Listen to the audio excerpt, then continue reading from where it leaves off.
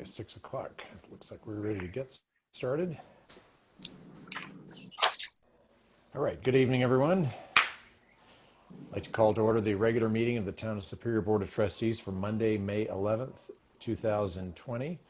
And Laura, could you please lead us in the Pledge of Allegiance?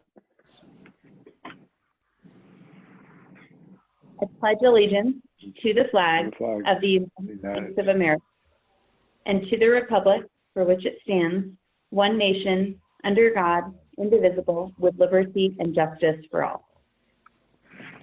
Thank you very much.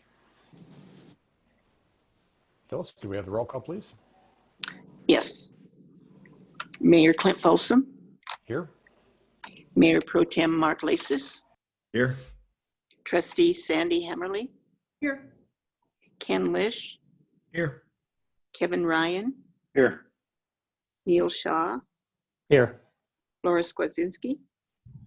Here. Town Manager Matt Magley. Here. Town Attorney Kendra Carberry. Here. Town Clerk Phyllis Sarden here.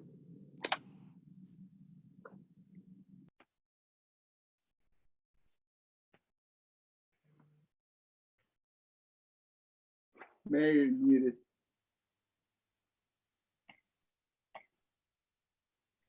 All right, thanks, Phyllis, for the roll call. Is there anyone that would like to make any changes to the agenda, pull anything off the consent, or other changes to the agenda?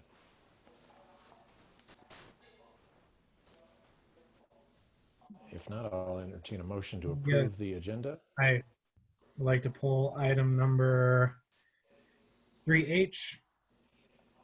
And I'd like to pull item 3G. Okay, 3H and 3G. Any other changes? All right, I'll entertain a motion to approve the agenda. So moved. Okay, Second. Motion by Trustee Lish, second by Trustee Hammerly.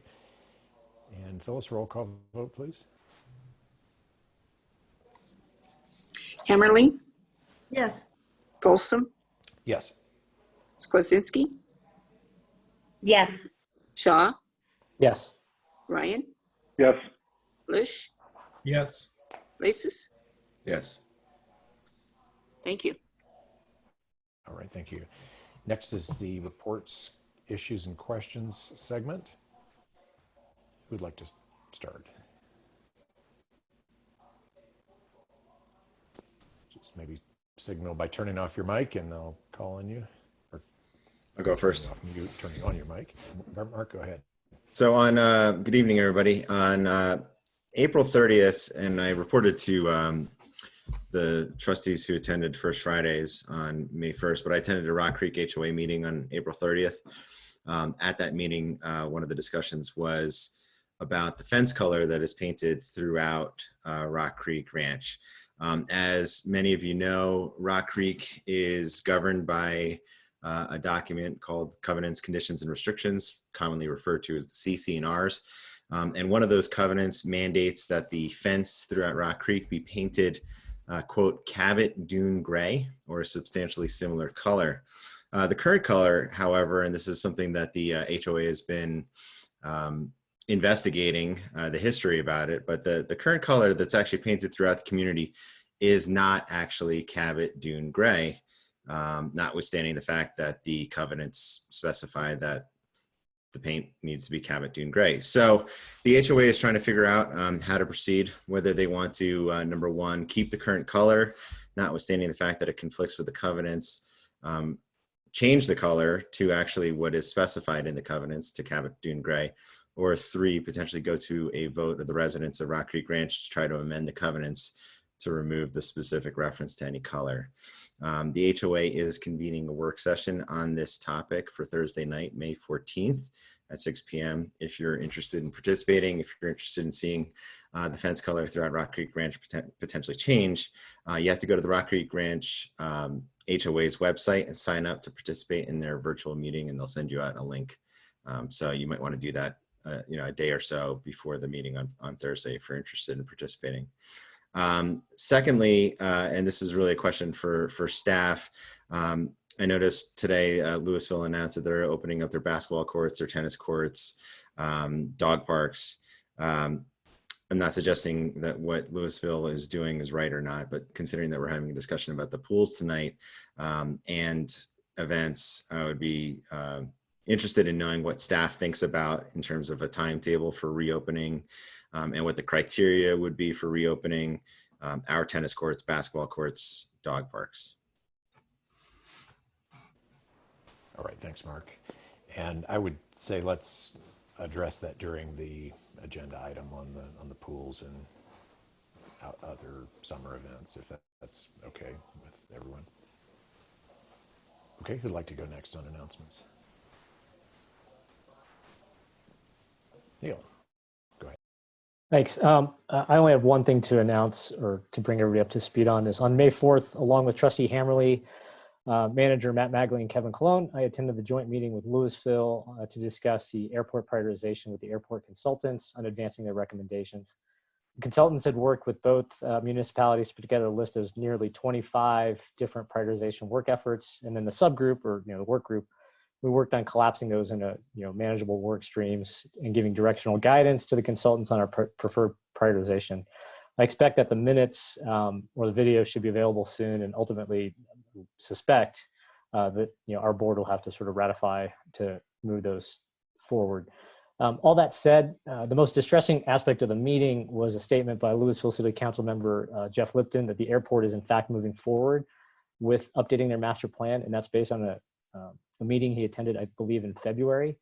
I just want to make sure that Matt and his staff are working with Jefferson County appropriately to ensure that the town of Superior is properly noticed if that the airport master plan is going to continue moving forward. We're obviously in the airport influence zone. We're a neighbor. I think there are certain rules and regulations that has to happen. And one of the airport consultants literally said that it was distressing, quote unquote, that the master plan was moving forward and we had not been properly noticed. So hopefully, there's some misinterpretation of what the airport is doing. But I want to make sure that this stays high on the radar for staff and that we continue to work with Jefferson County on it. Other than that, no updates. Okay, thanks, Neil. Ken, go ahead. So I only have one update for the group. On May 6th, I attended a Boulder County Consortium of Cities meeting. Predictably, the agenda revolved almost entirely around responses to COVID-19.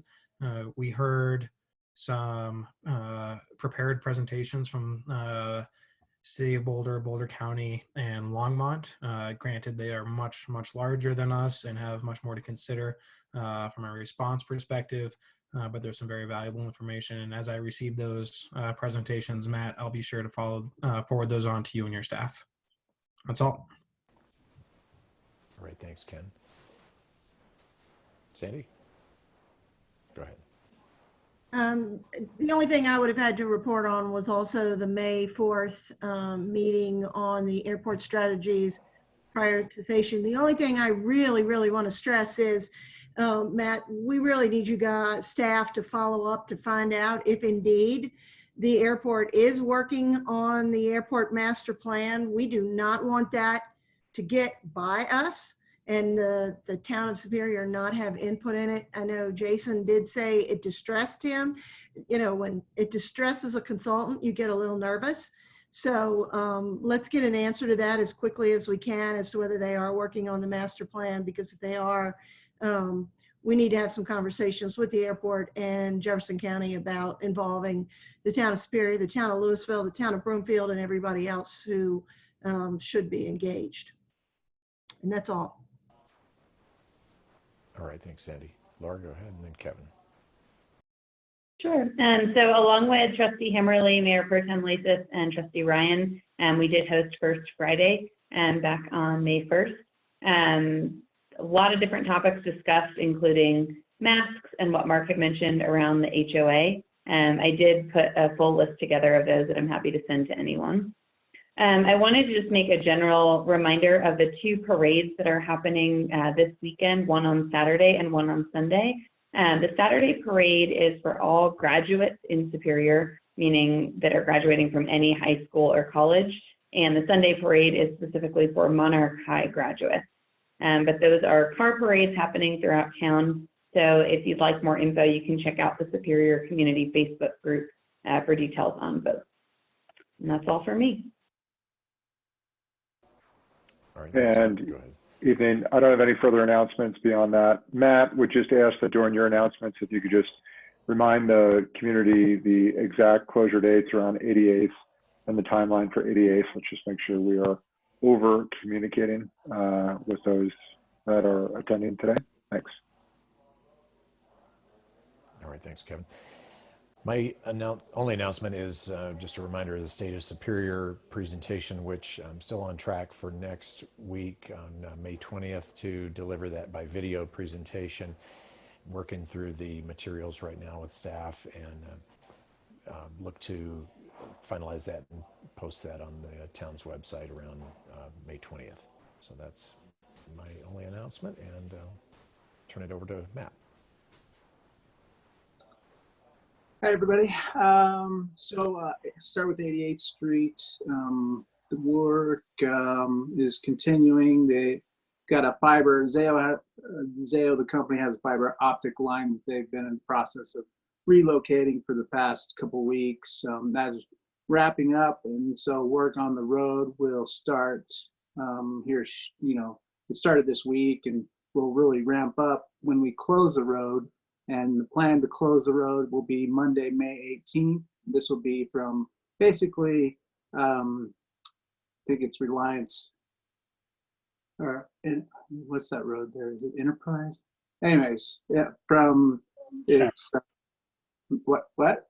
Shamrock. Shamrock, thank you. Thanks, Alex.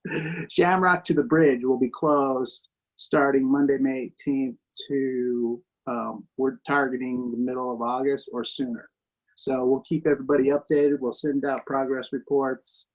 We'll have them on a website. We'll send them out via the e-blast, and we'll be in continuous communication with all the first responders, the school district, the hospital, and the city of Louisville, of course, on the progress.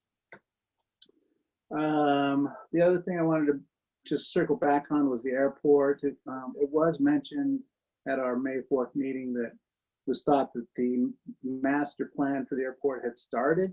That's not my understanding. That my understanding is the master plan was going to start in the next year or two, but it hasn't started. But I'm confirming that, and once I have that confirmed, I'll make sure and forward that onto the board so you'll have it as well. And that's it. Okay, thanks, Matt. And Kendra. I don't have anything. Thank you. Thanks. And Phyllis. I don't have anything. Thanks. Okay, we are on to 2E, which is public comment on consent agenda, presentations, and non-agenda items. So if members of the public would like to speak to any of those items, please signal by using the raise hand feature if you're using Zoom. It looks like everyone is on the Zoom platform versus phone. If by chance anybody was on the phone, *9 is how to raise your hand on the phone. Just raise your hand. I'll call on people in order, and we'll start with Jill Roberts. If you could introduce yourself and give your place of residence and limit your comments to 5 minutes, that'd be appreciated. Jill, Yep. You're live. Go ahead. Yep. Thanks, Clint. Jill Roberts, 904 Topaz. I am a resident and also a member of the Rock Creek Flyers Board. And we wanted to just in advance say thank you for putting on the agenda the items to consider for reopening the pool this summer, should conditions permit. So thank you for that. Thank you, Jill. And we are that is an agenda item for discussion, and we'll open it up for public comment for anyone that would like to speak during that agenda item as well. So excellent. No, we wanted to say thank you. We really appreciate you getting it out there. Thank you. Appreciate That's a nice step. Yes, thank you. And Brian Bednar, you're next up.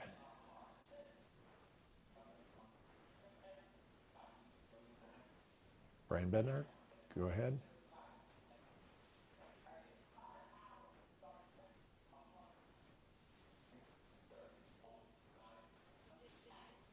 Okay, just unmute and bottom left of the screen. How's that? There you go. You're live. Okay. I sent an email to the board concerning the proposed contract to construct pickleball courts, and was very happy to get multiple responses back concerning my email. I just want to reiterate that pickleball is one of the fastest growing sports in our country. Most of the courts that we play on are temporary in that they're set up on multi-use courts, whether it's tennis courts, basketball courts. It's very rare for us to find dedicated pickleball courts to play on. It's a fast growing sport primarily because it appeals to young and mature players of all ranges of athletic abilities. I've even played against a wheelchair bound player and had a very competitive match with him. It's an excellent support that provides exercise and social interaction. And I would say it still allows for social distancing if that's still something that we have to be concerned with after the construction of the courts. I think it's a relatively low initial cost and a low maintenance cost for such a high use recreational facility. And I strongly recommend that the board approves the construction of the proposed courts.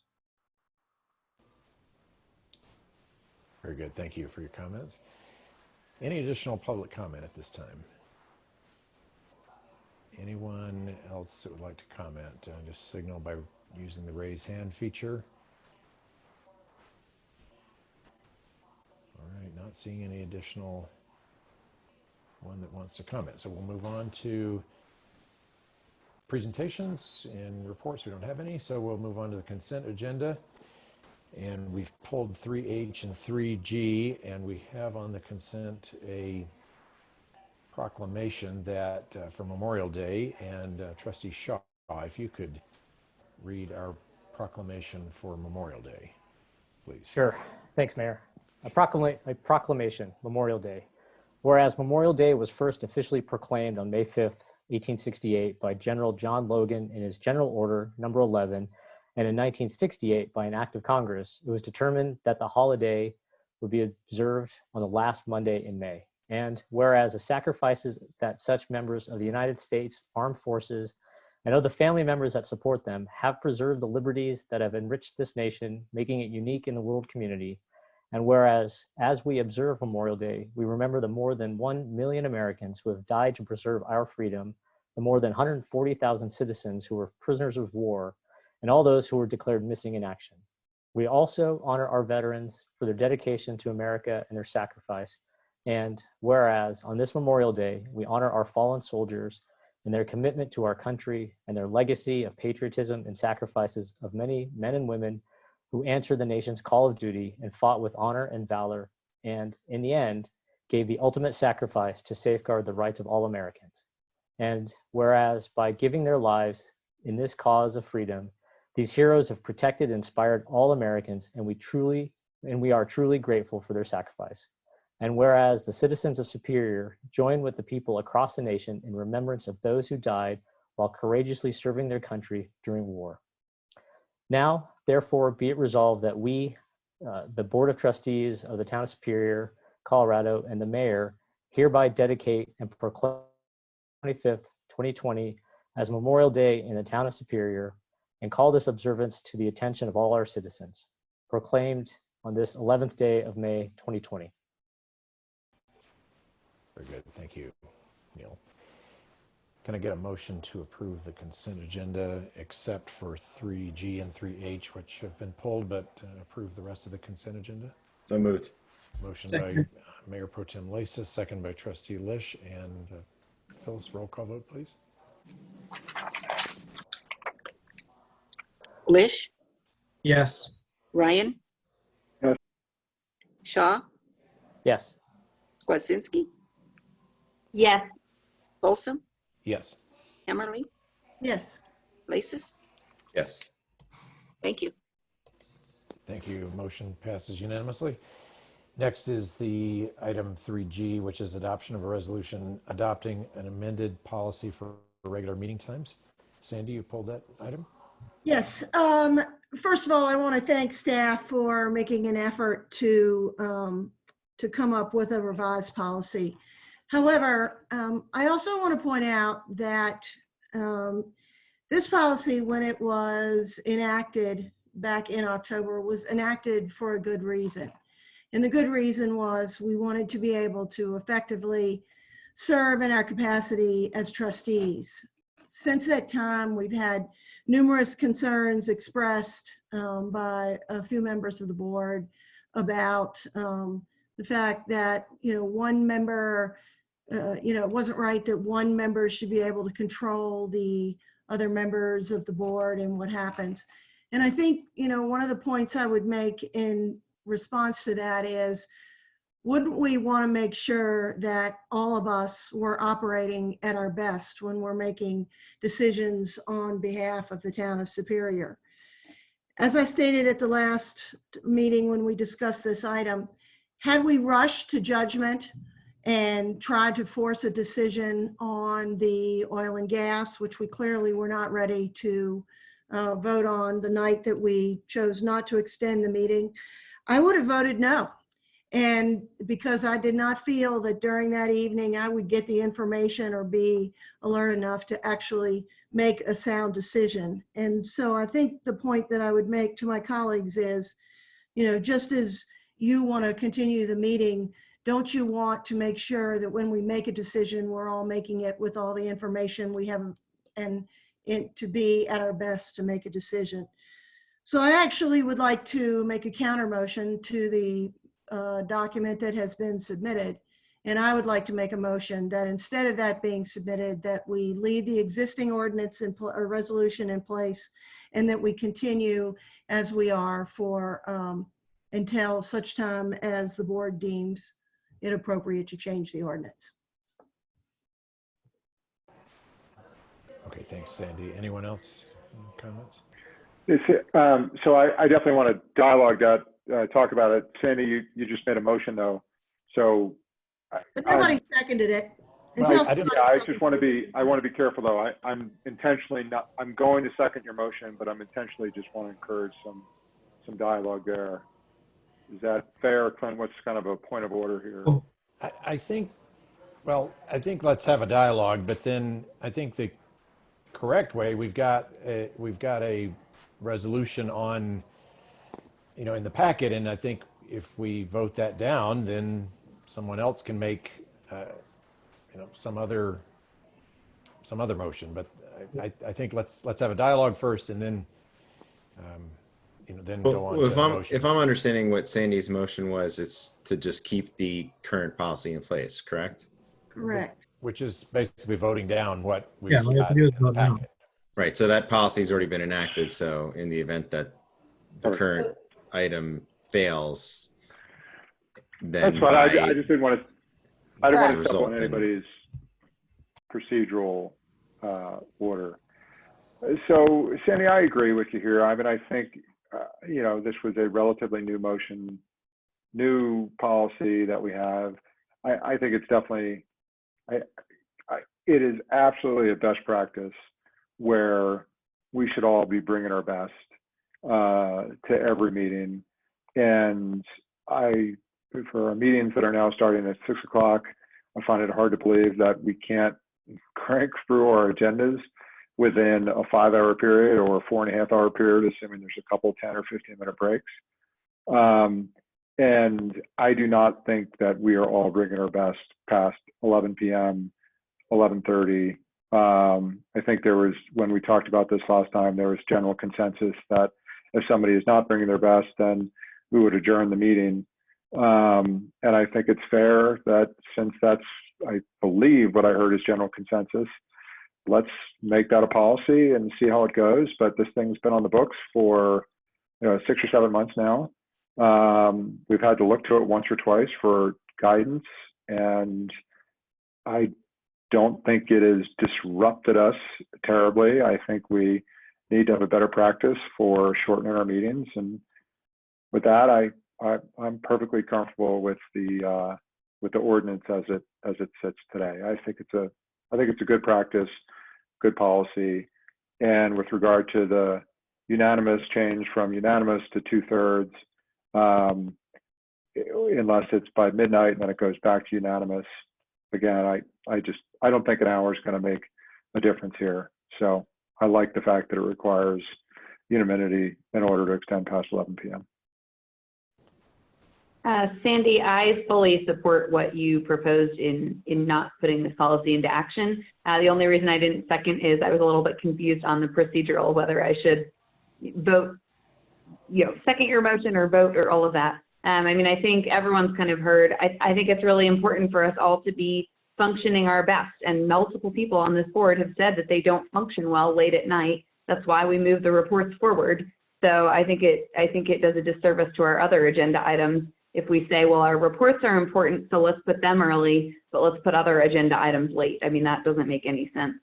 One thing I've been thinking about a lot in the last week is how meetings work in corporate America, which is not always well. I will be the first to admit.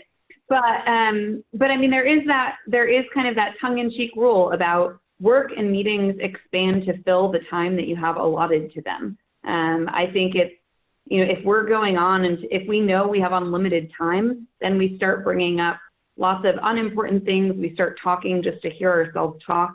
What I would propose for us to be more effective is potentially limiting our time on each agenda item. So I think Matt does a nice job of laying out a clear agenda with suggested times for each item. What if we tried to stick to those times? So for example, if there's an item, if it's 7:55 and there's an item scheduled to be at 8, what if at that point we pause and say, all right, do we think we can get this wrapped up in the next 5 minutes or not? And for anything that requires more discussion, let's take a pause on it, move that to the end of the agenda. But I think if we're constantly checking our time, we'll be a lot more efficient with the words that we use and the points that we go after versus letting every item bleed over by half an hour, an hour. I mean, I think that's why we end up at the end of the night with so much more to cover. Okay, thanks, Laura. I thought we spent about 30 minutes on this last meeting, and I thought the direction was to bring back this policy, and that's why it was on the consent. And now, here we are 10 or more minutes into this same discussion. So unless anybody has anything else, I mean, let's somebody make a motion. Let's vote it up or down and move on. We've spent enough time on this topic. I just have a question for Matt and Kendra about the resolution and the motion as drafted in the packet. The policy that is being proposed tonight would remove the unanimity requirement at 11 and instead impose a 2/3 requirement.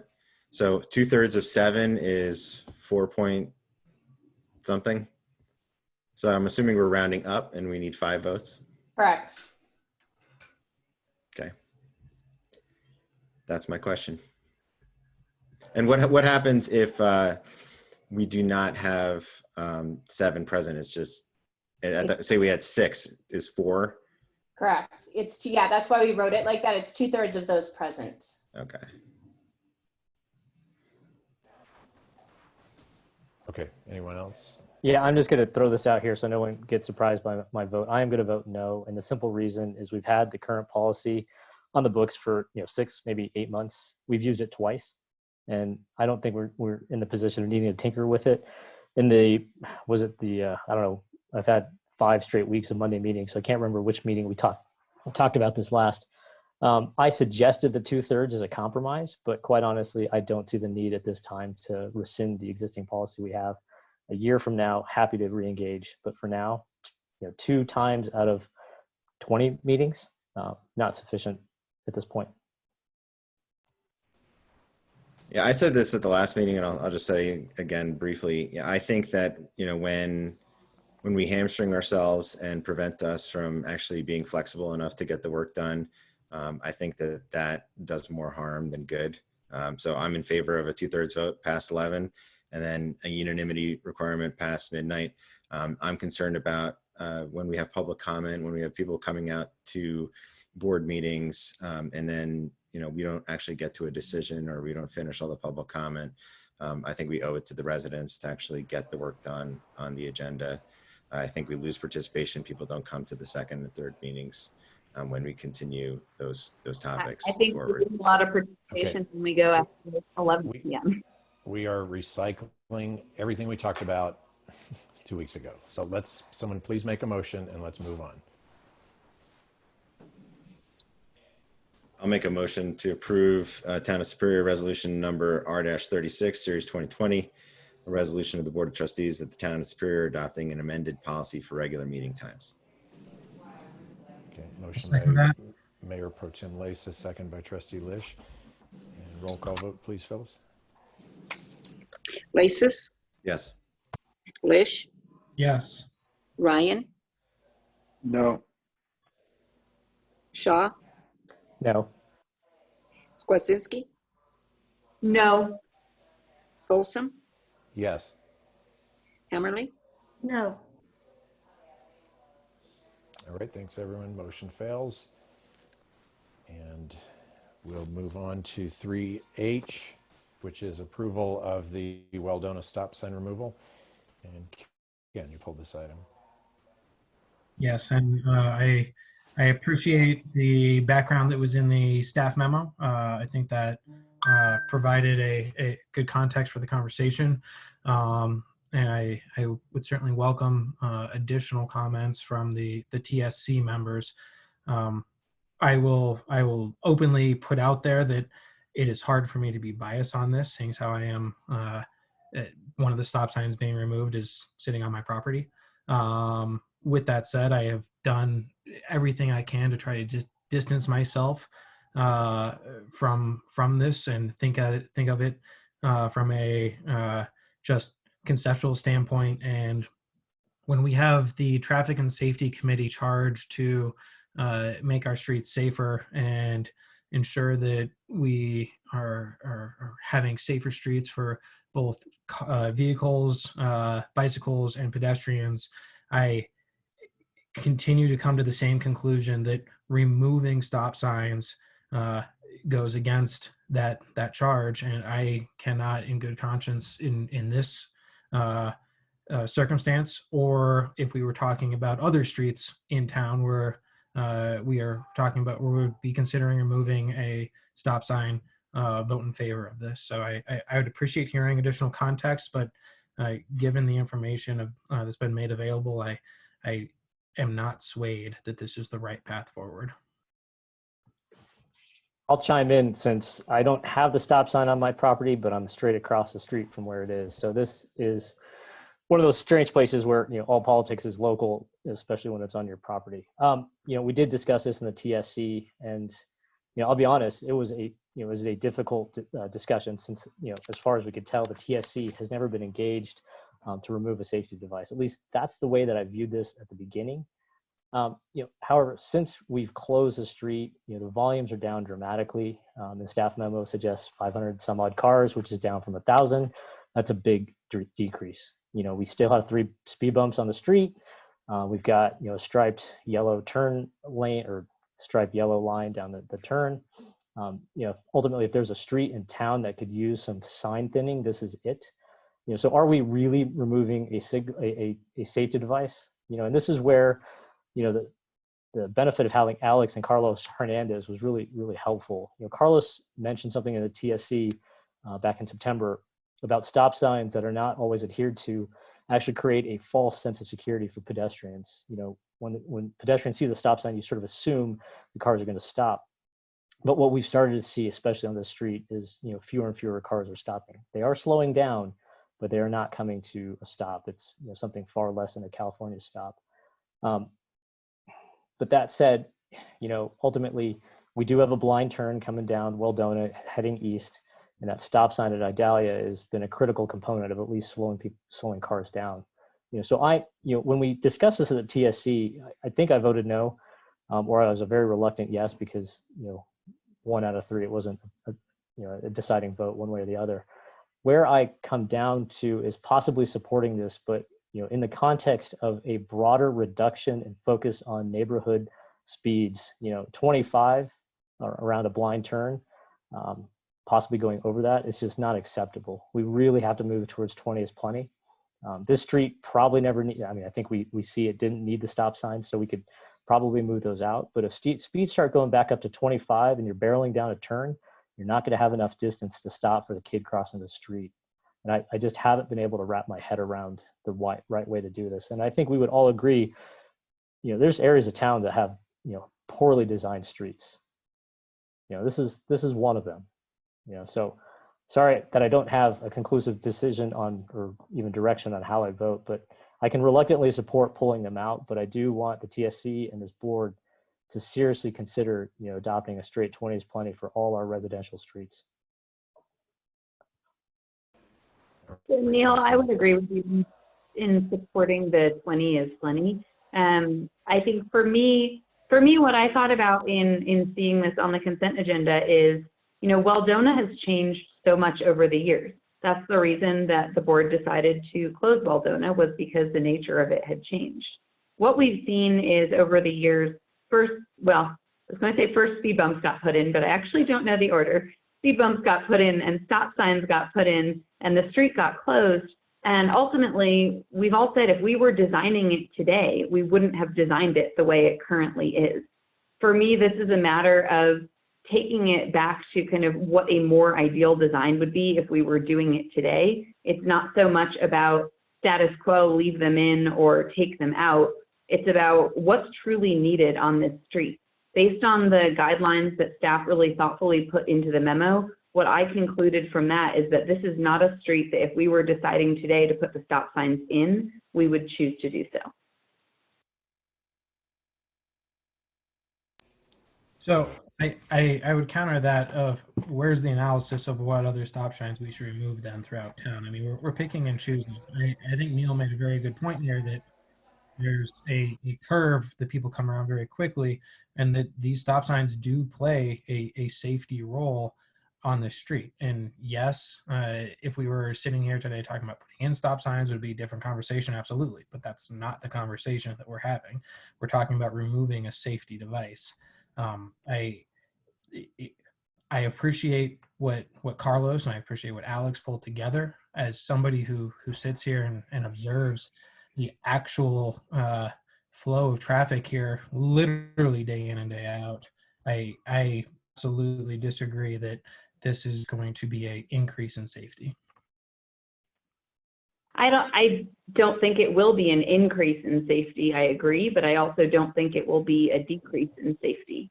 I think, Ken, I completely agree with you that I think with our roads, we tend to look at things as we hear complaints.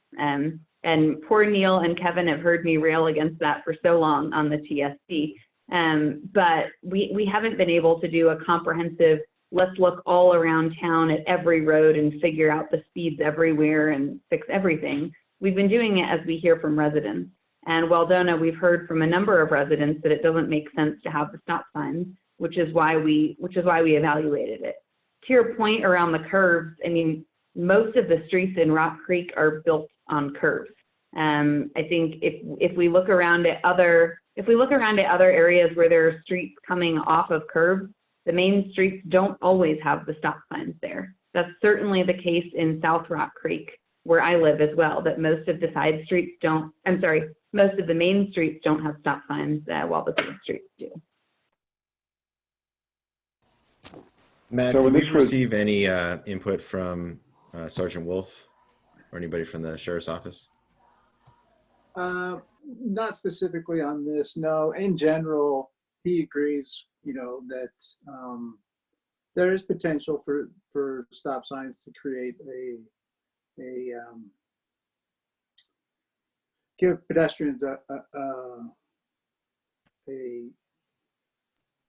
sense of security that may not be there when crossing the street. The stop signs, I think, made sense to go in when it was a through street because we had a lot of cut through traffic and we were trying to slow it down. Stop signs are a good way to slow the traffic down if the drivers are following the law and stopping. But now that the road's closed, traffic's reduced, we've got the speed humps in now as well. It just seems like it's in staff's mind that it's time to remove the stop signs at this point.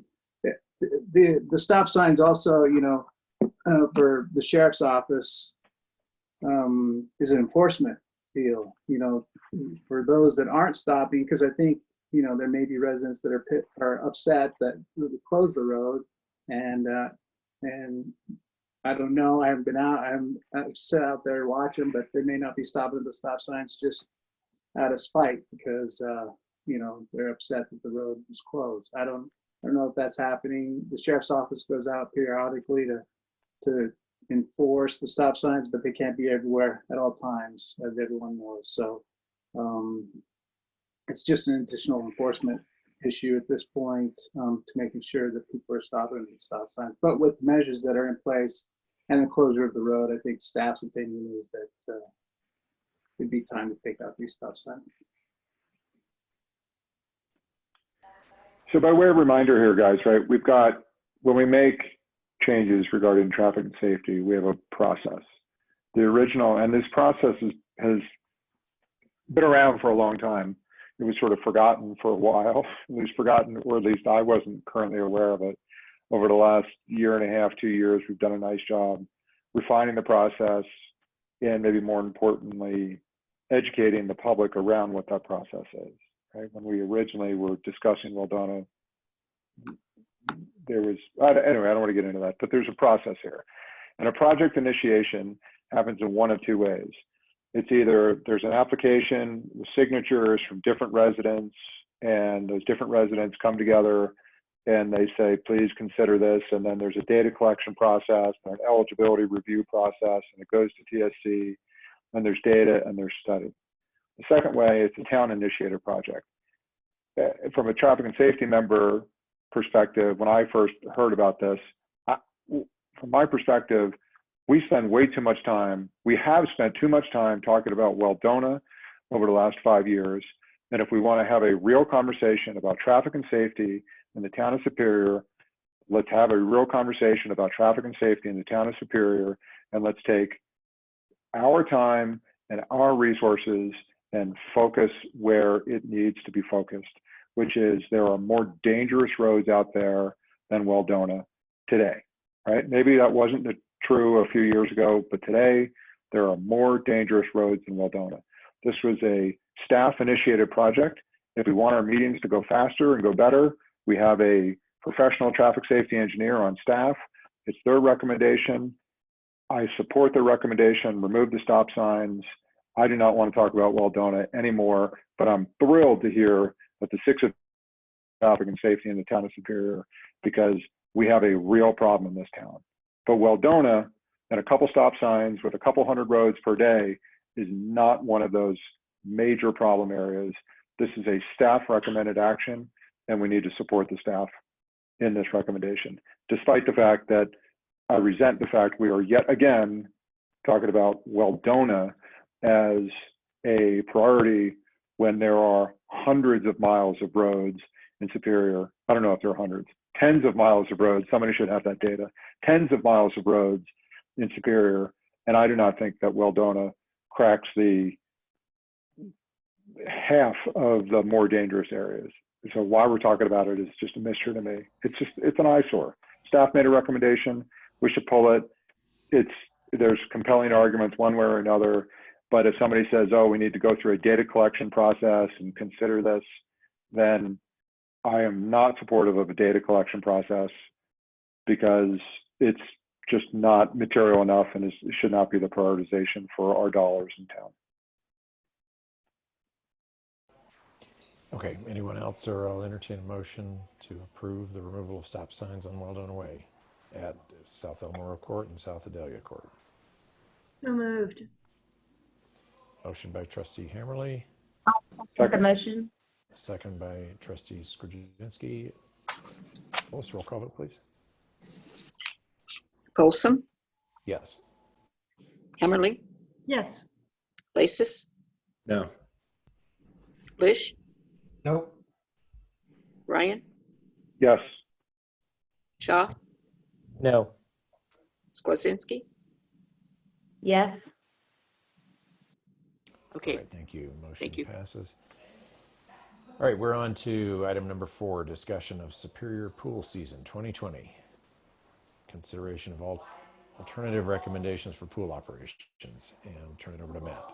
Thanks, Mayor. So with the coronavirus pandemic that's going on, a lot of discussion amongst the cities about who's going to open their outdoor pools, when, what measures need to be in place.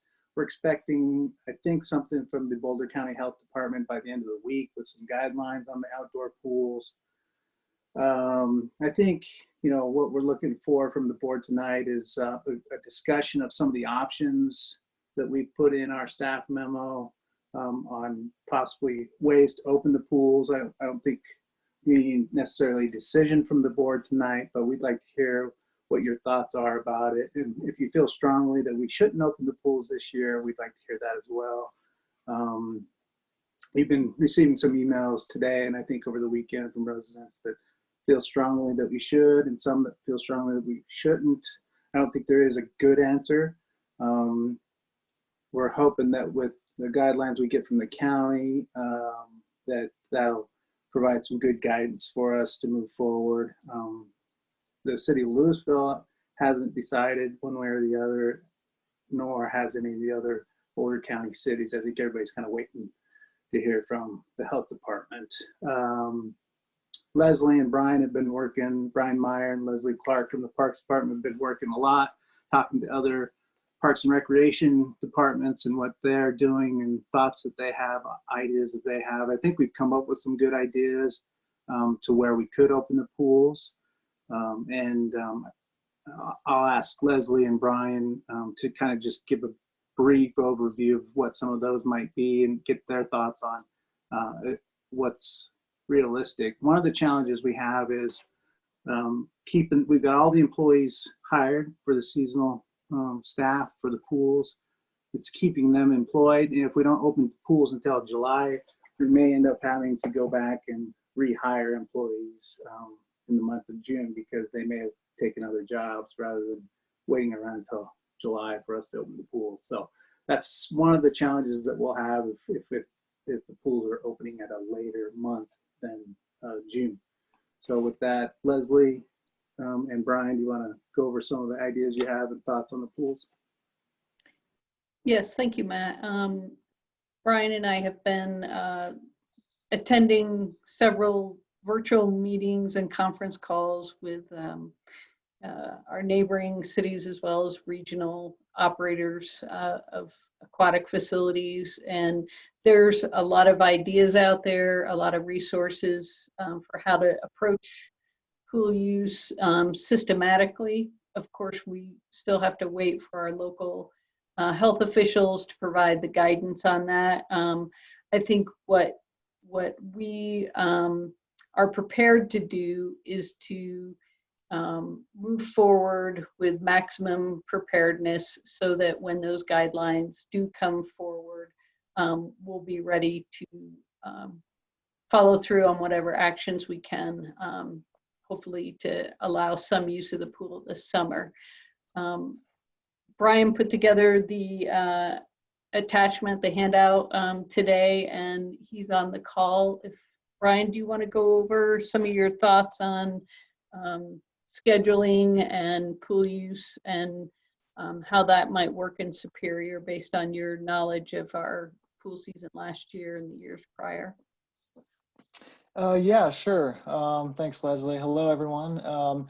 Yeah, so I put together that attached presentation, essentially keeping in mind, once the pools are deemed safe to open, that we maybe have an idea of how that limited operation might look, given some of these guidelines that are out there right now.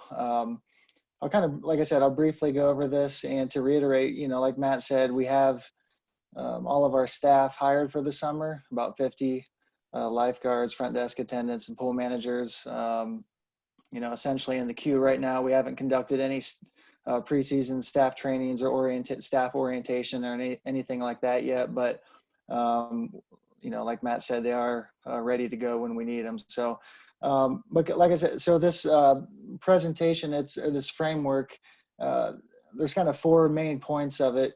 And the first would be determining what a new maximum number of people allowed in the pool facility would be at one time. There's various calculations out there. We're going to need some, definitive guidance on what that might be, but it could be anything from a percentage of our total facility capacity at both North and South Pool. It could be based on bather load. It could be based on the total surface area of our pool deck, including the pool. So that's number one. So it's probably going to be limited compared to what our current facility capacity is of 195 people at each pool at one time. Secondly, looking at Before we go on to that next point, just for context to help frame the rest of what you're going to say, the example you have of 25 people as a capacity, is that a actual realistic capacity that we could be looking at, or could that range all the way up to 50? I mean, what any idea what the range is of what capacities we're talking about? Yeah, that's kind of hypothetically speaking, just as an example. I think if you looked at, let's say we were taking it, doing a percentage of 195, the facility capacity, and I've been seeing a lot of limiting it to 25%. So that would, in theory, if we applied that at South, it would be much higher than 25 people. It would be, let's say closer to, 40 to 50 people at the pool at one time. Now it gets tricky whether you're including staff or whatnot, but yeah, the 25 people is really just purely hypothetical. It's not based on any definitive information from either of our pools. So. All right. Sorry for the interruption. Appreciate it. Oh, yeah, no problem. Yeah, so moving along, and then I had a question as well. Sorry, oh, yeah. Ken, thanks for asking that. I was going to ask the same thing, but the follow-up question to that would be, does that number change if we note like how many people want to be in the pool versus want to be, just hanging out on the side watching their kids, or is that a level of complexity that we think will be too difficult for us to get into? Yeah, to be honest, I think everything that I'm seeing at this point in time, that's probably a tough dive, tough to kind of wrap our heads around. I think right now it's just kind of projecting, but everything I've seen so far is, the numbers are based on total people at the facility, whether they're in the pool or on the pool deck. So, yeah. That's fine. Thank you. Yeah. Mm-hmm. Yeah. So moving along here, then it's just, the possibility of, setting up blocks of pool time for people to reserve. There are a number of different scenarios we could do at each pool. Like I said, North Pool could be strictly lap swimming this summer. That's not, that is one option. We could be a mix of open swimming and lap swimming at North. South Pool, just open swimming. But regardless, given the current guidelines out there, setting up these reservable time slots that people could go online and reserve based on the capacity for each, time slot at any given time at the pools. And I will quickly add, the Rock Creek Flyers swim team, as we're evaluating the summer, we're still certainly considering them as potentially being part of the operation at North Pool. And as far as that daily schedule, I mean, typically they're there practicing in the morning from 5:30, 6 a.m. until 11, and then they have some evening pool time as well. So we're still, and I know they're evaluating their summer league as well. So I just wanted to add that we're, all of our scenarios are keeping those guys in mind. Thirdly, establishing a disinfectant schedule. Brian, sorry to interrupt. Yeah. So two things. Number one, my internet froze for a minute. So I think I captured everything, but presumably you were last talking about the Flyers. And I don't know if you saw today, but BBSSL, Boulder Valley Summer Swim League, did announce today that they will not be having their regular swim season. They recognize that some pools will be open and encourage those pools to be open to do something, but in their announcement today, they said they will not be opening. They will not be having that regular summer swim leg. Okay, that's good to know. Yeah, and whether the Flyers still want to have some type of summer swim league, yeah, I guess that's we're in constant communication with them on that. So, but yeah, thanks for the info. I appreciate it. Additionally, you know, a way to kind of limit foot traffic or congregating, you know, at the pools in between these time slots of reservable time, you know, you could establish a disinfectant schedule, you know, half hour, 45 minutes or whatnot. That would also allow for, you know, people in one time slot to safely leave the pool, a clear exit away from those potentially lined up, waiting to get into the pool. You know, and how we would mark that off and, you know, control that is still obviously to be determined, but that's the disinfectant schedule. You know, there's CDC guidelines out there and that we would certainly follow, but that's a way to, you know, obviously sanitize all of the pool features and equipment and furniture if need be. And then establishing a reservation method. Again, that's, you know, we have current software that may very well be capable of doing this. That's, we could do something where, let's say it was the example of 25 people that can sign up to come during an hour-and-a-half time slot. I imagine there'd be an option too if we wanted to scale that back and then allow for walk-ins, people that don't necessarily want to reserve a time slot online, but may want to just pop up there during that time slot. And, you know, that would allow for someone to walk in if the capacity hasn't been reached. So that's, you know, again, without further, you know, strict definitive guidelines from the health department and whatnot.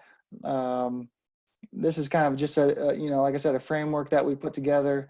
You know, the current pool opening date of May 22nd obviously is being pushed back. We don't have a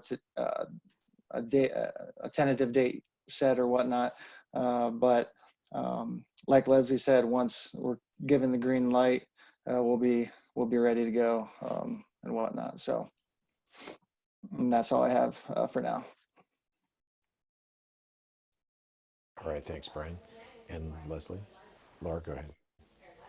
Yes, so thank you, Brian, for presenting all that information. And really that is to illustrate that we want to continue to plan and be prepared for further information that comes forth from the county health department and any guidelines that they can put forward, and try to do the best we can to prepare for a summer that would offer some swimming for your residents. Okay, thanks, Leslie.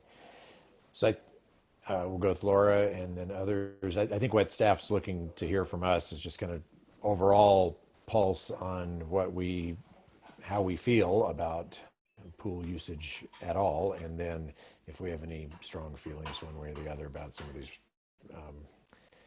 guidelines that are being recommended. So go ahead, Laura. Sure.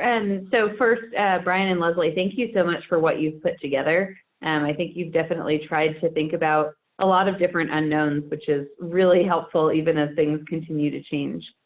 One question I had about what you proposed, what was the rationale behind keeping the north pool for lap swimming only versus allowing for both recreational and lap swimming at both pools? I think that was, go ahead, Brian. Oh, no, sorry, Leslie. I was just going to say there really wasn't a,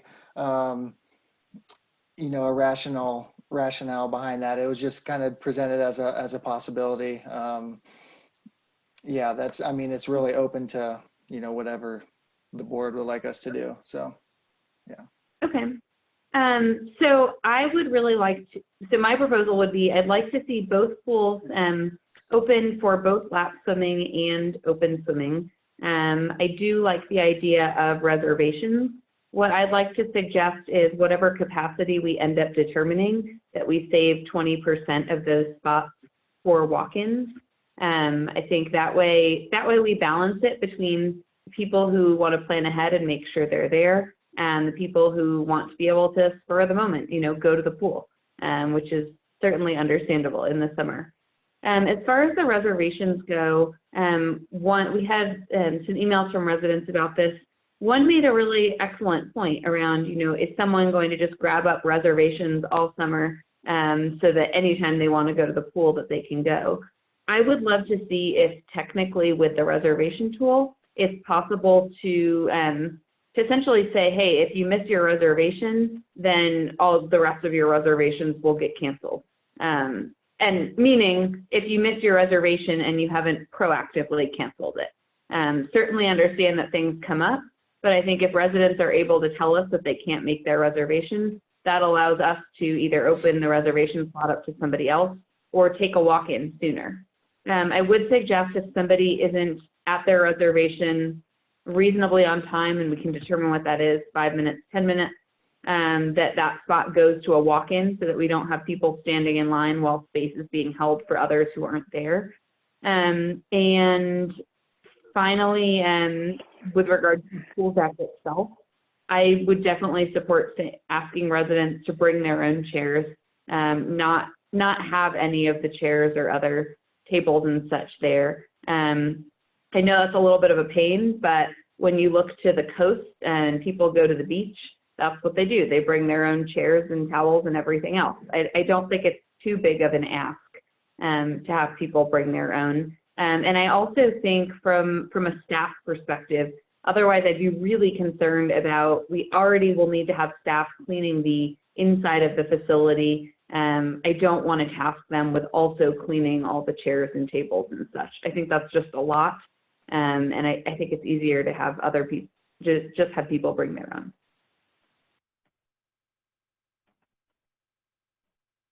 All right. Thanks. So, Kevin. Brian, Leslie, first, thanks. Great, good presentation, good overview, good thought process. Appreciate the intent here of taking our pulse. And I know there's a number of folks from the community that are likely listening. And we got a bunch of emails, so we'd love to open this up for public comment at some point. Directionally, I'm thrilled that we're trying to find a way to creative and safely keep the pools open. A few comments at a very high level. Number one, I've personally seen, I have swimmers in my family. I've seen some interesting behavior from adults that are residents against the younger adults that are the lifeguards. And so I want to be really careful that rules that we put in place are effectively self-policed. I think it's unfair. These aren't business owners.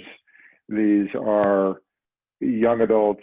Oftentimes this is their first job, and I don't want to put them in a difficult situation enforcing reservation systems or bans or chair availability. So whatever we do, it needs to be simplified and very clear.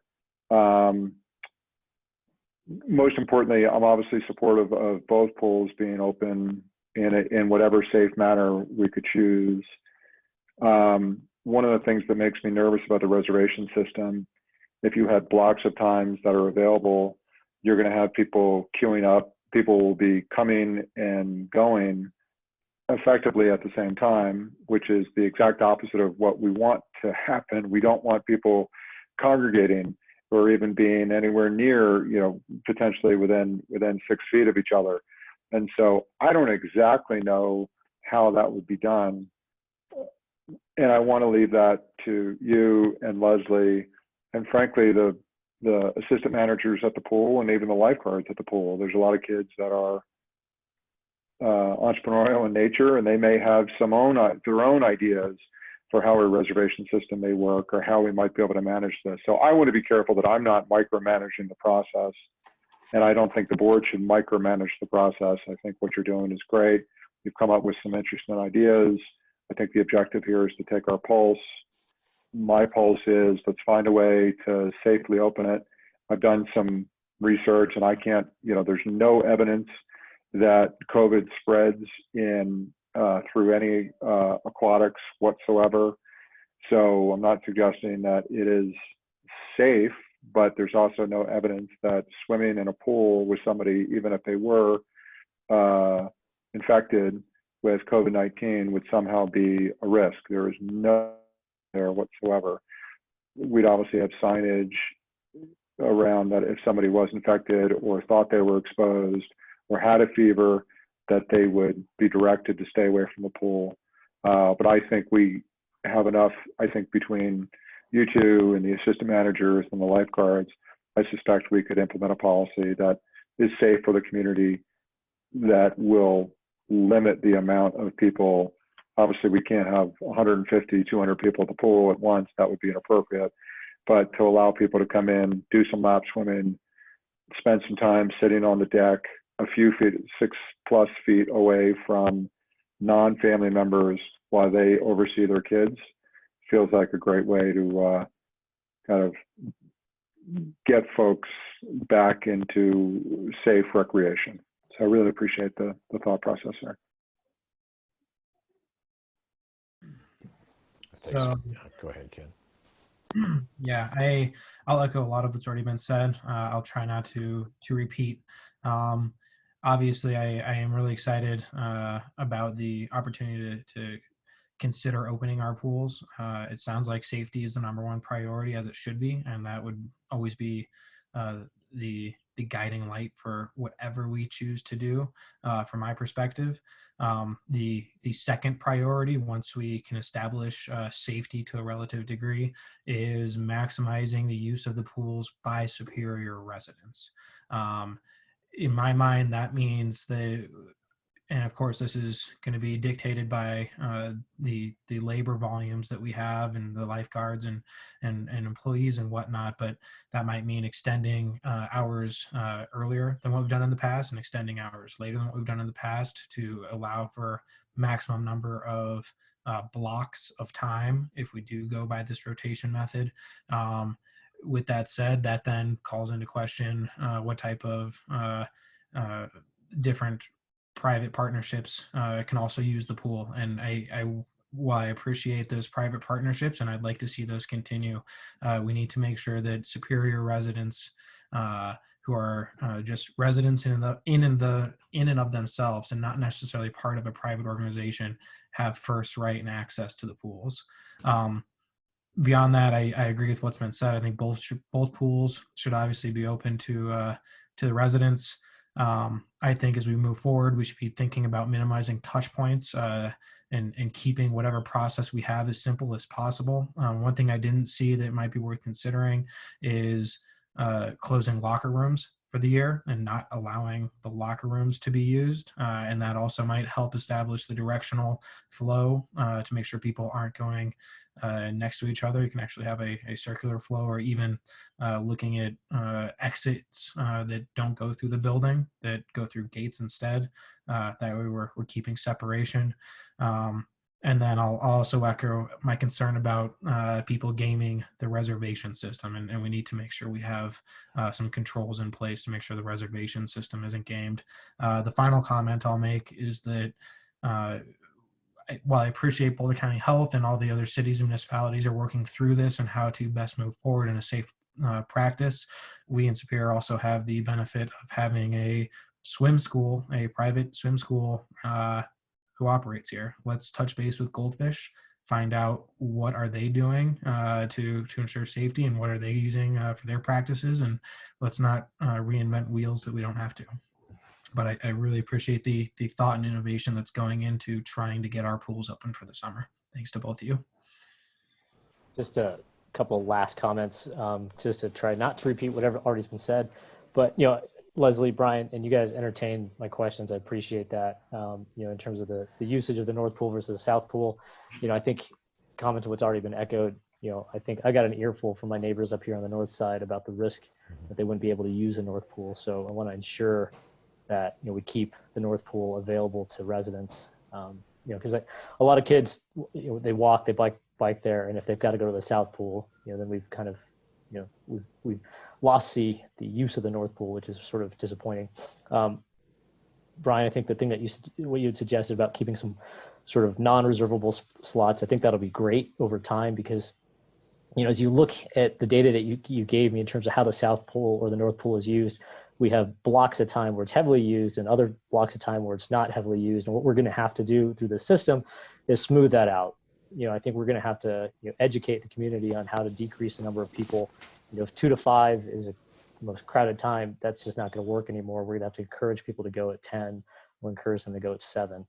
And that's part of that walk-in flexibility. We'll teach our kids, we'll teach the community that just the pool is there. It's just a little bit, using it's going to be a little bit different. So the education process is going to be critical. I think the only last thing that wasn't mentioned is what we can do to ensure that the front desk staff is safely protected. I don't know if it's a plexiglass wall like every grocery store has been putting up. I think that'll be a very easy thing to bolt on and ensure our front desk staff stays safe. But otherwise, I think you're hearing it from all of us. We really treasure our pools. The community loves the pools. How we can use them safely. I'm glad to hear that you're thinking that at the very front end. And Brian, I think as we sort of discussed earlier, the staffing might change, depending on the usage of the pool and how we, sort of manage the number of people in the pool at any given time. But definitely think through those and what that means for the community as a whole. But otherwise, I'm really heartened to see this move forward. Thanks. Yeah, I wanted to add one point. I have particular concerns about our pool staff. This is going to be new territory for us regarding health and safety and COVID related, distancing. And I would like the staff to please keep in mind that, maybe this summer we need to think about hiring an additional staff person who's an adult, who, won't be in any way intimidated by adults or other people or peer pressure. But, we've seen it on social media. We see it every day where people are talking about other people not following the rules and not social distancing and whatever it happens to be. But I don't want our young people who work our pools in the summertime being put in an unfortunate situation where somebody might come up to them and say, oh, look, there's a passel of teenagers over there hanging out. They obviously don't all live in the same household. Or, our guess is they don't live all in the same household because there's 12 of them. And then somebody have to make a judgment. So if we need to hire additional staff in order to help with the safety and welfare part of the social distancing, and, whether it's a COVID assistant or something who helps us and helps the young people who are supposed to be there, being lifeguards and the other things that they need to do to operate the pool. It sounds like you guys have thought through a lot of things. I also want to give you the ability to hire additional staff if you need them in order to make sure our pools are operated safely for all. All right, thanks, Sandy. I'll weigh in. Oh, go ahead, Mark. And then I'll go. Yeah, so I just wanted to say thanks to Brian and to Leslie, and also I am interested in hearing from public comment for anybody who is interested in speaking on this issue. I know we got a lot of emails, and I suspect we have people here who are prepared to comment on this. I'll echo what has been said. I won't repeat it.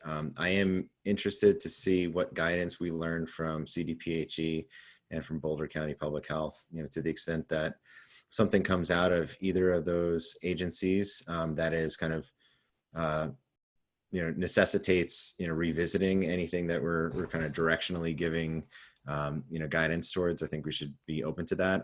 I did look on the CDC's website. They posted some guidance 3 days ago about public pools, aquatic facilities in, the age of COVID.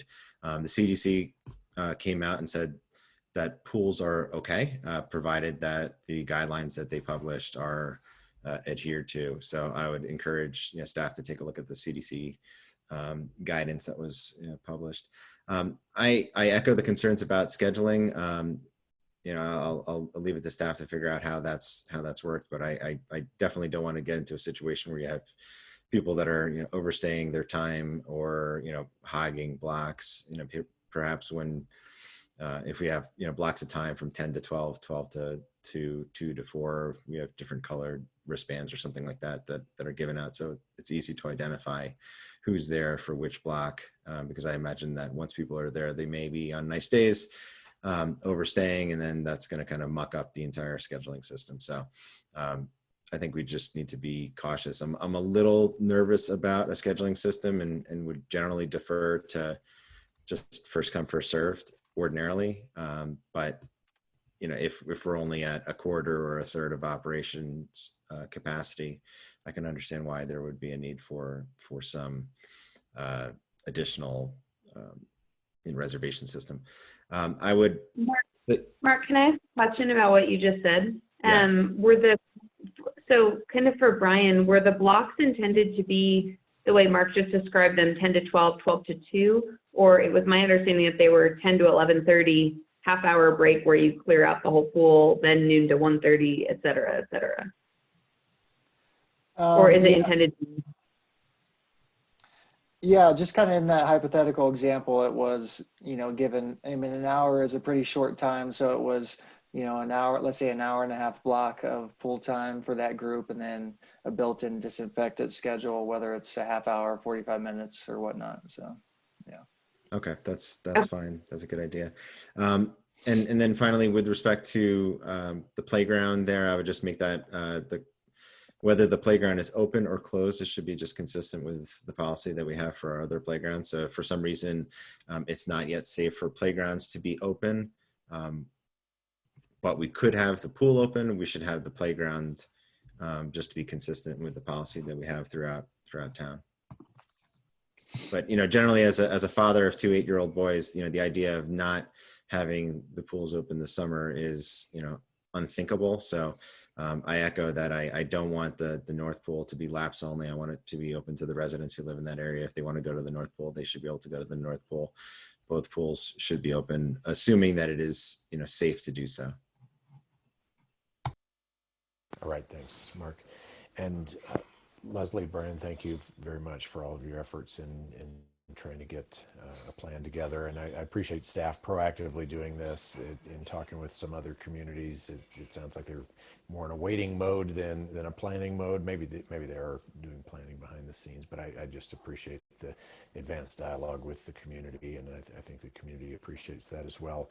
I support just about everything that all of my colleagues have thought about and mentioned during this meeting. I support pool usage safely according to county guidelines that we're waiting on. I support both north and south being able to be used recreationally. Like the ideas of limiting the number of people blocking up reservations so that that system isn't taken advantage of.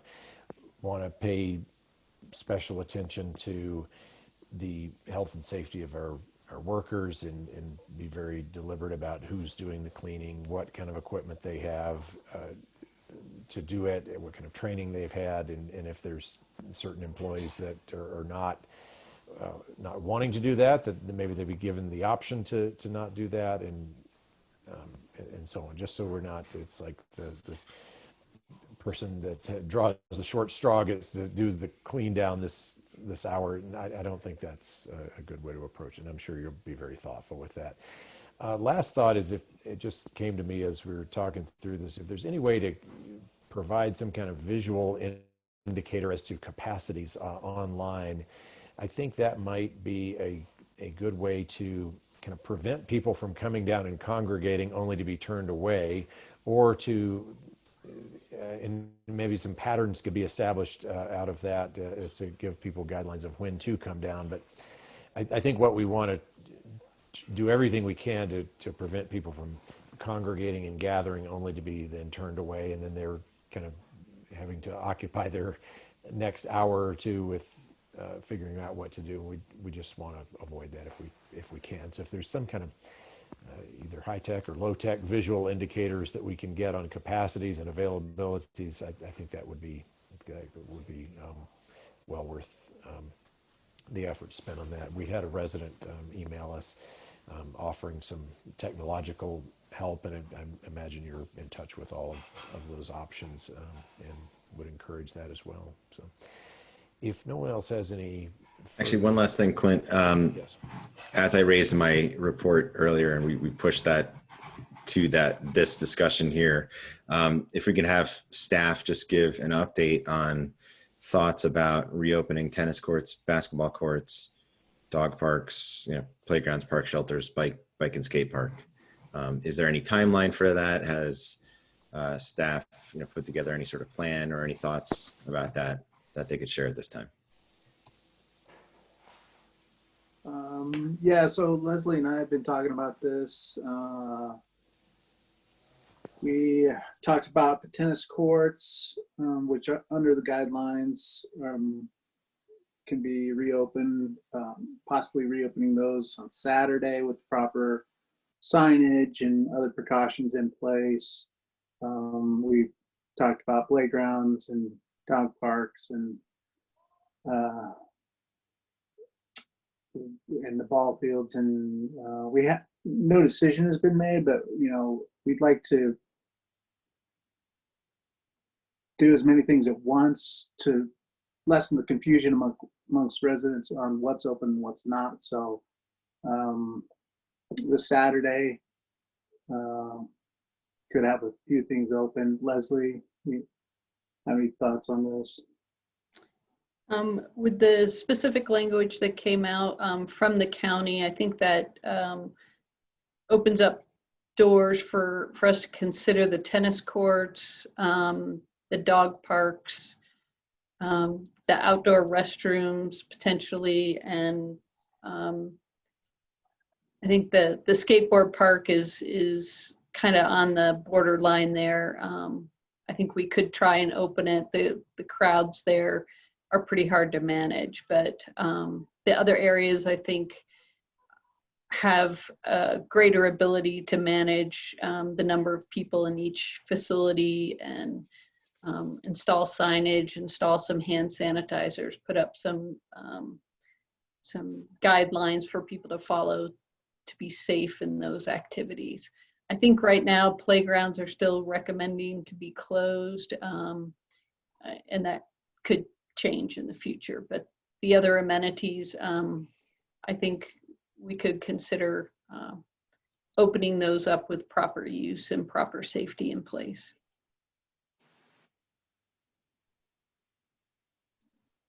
Okay, thanks for those updates. And anyone have anything additional on that? Laura, go ahead. Question for Leslie and Brian. I really like what Ken suggested about closing the locker rooms and asking people to enter through the outside gates. I recognize that people may need to use the bathroom while we're there, but I think it would at least cut back on the foot traffic of everyone going through. And I think if people also know that the bathrooms are really meant to be used for using the toilets and the sinks, not for showering, not for changing, I think that would really limit a lot of the exposure. Is that something that you've considered or thought we might be able to feasibly do? I realize it's not a perfect solution. Yeah, I mean, I think we're still trying to kind of wrap our heads around whether the locker rooms are, it's going to be recommended that they are closed or if we're able to keep them open, because, obviously, there's guidelines to require people to shower before entering the pool. So if the showers are closed, it's going to be a matter of encouraging people to shower, before they get to the actual pool. So yes, we've definitely considered that. I think, as far as limited locker room availability or none at all. So yeah, that's something we're definitely keeping an eye on. So. Okay. And I believe some of the Western Slope communities have secured some variants for use of their pools with limited or no locker room usage. Of course, they're in a different scenario than we are right now, but it's promising that those health departments are looking at different case-by-case operations. Great, thanks. And then I also just wanted to touch on something that Kevin brought up around right now, the fact that there really isn't much evidence of COVID being spread through chlorinated pools. I agree that that's not my big concern. I think it's still a little bit of a concern given that most pools haven't been open, so we don't know that much about the spread. But that said, my concern is really about the people on the pool deck. It has been found that sunlight does not kill COVID. I know that's contrary to popular belief. So even when people are outside, I'm a little worried about, COVID sticking around and that sort of thing. I'd really like us to explore, perhaps when people make a reservation, it might be for a specific block of space on the pool deck that are distanced apart, where you're saying, I'd like block 1 for tomorrow at 2 p.m. or whatever, or I'd like block 4. I think that might help cut back on, who comes with which group. You go to your assigned block and that's it. Versus trying to police, there's 12 teens in one. Just a thought. Okay, thanks. I'd like to open it up for public comment unless there's anyone else has anything else. We'll circle back for final board questions or comments. If anyone in the public would like to speak to this item or discussion on pools, please signal by raising your hand on Zoom or *9 if you're on the phone. And we'll go ahead with Sonia Critton. Go ahead. Hi, I guess you guys know I have a background in nutritional epidemiology, and you're looking at close to 100% of the people who've died have a D3 deficiency. You can get D3, which is actually not a vitamin, it's actually a hormone from the sunlight. So I want people to really think about the stats on those who've died. And sunshine is good. And there are actually articles out there in peer-reviewed journals that have been published in the past week in things like Science, Nature, etc., that show that sunlight is very important. And keeping people indoors is really a problem. So I want you guys to think about what a gift we have here in Colorado with over 300 days of sunshine. Get these kids out, get these families out safely, get them some sunshine, and stop making them stay inside. We have much more risk, I think, by not getting the immune response that we need.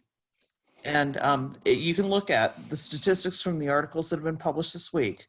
Almost 100% of the people who are dying are deficient in D3. They live on top of each other like rats in places like New York and New Jersey. They don't get outside. They breathe the air that other people have breathed. They're not outside. We need to challenge that. Look at the stats for Florida versus New York. How Florida has changed things versus New York. They have the same population, but 1/20th of the amount of deaths. So look at it. We need to get people outside. All right, thank you. Next is Tim Howard, followed by Jason Mustrine. Go ahead, Tim. Hello, my name is Tim Howard. I've been a resident here in Superior, and our family has enjoyed the Superior South Pool for the past 8 summers. I hope all of you are safe and healthy. If your houses are anything like ours, the prospect of having the community pools open for the kids to burn off energy is really something we can almost taste. And at any other time, towns like Superior could look to specific guidance from the CDC and public health agencies from the county and state on when and how to modify access to public services when we're facing a pandemic. Unfortunately, detailed guidance from the CDC is dependent on people with COVID who have been exposed to COVID staying home or have been exposed staying home. I implore you to err on the side of caution here.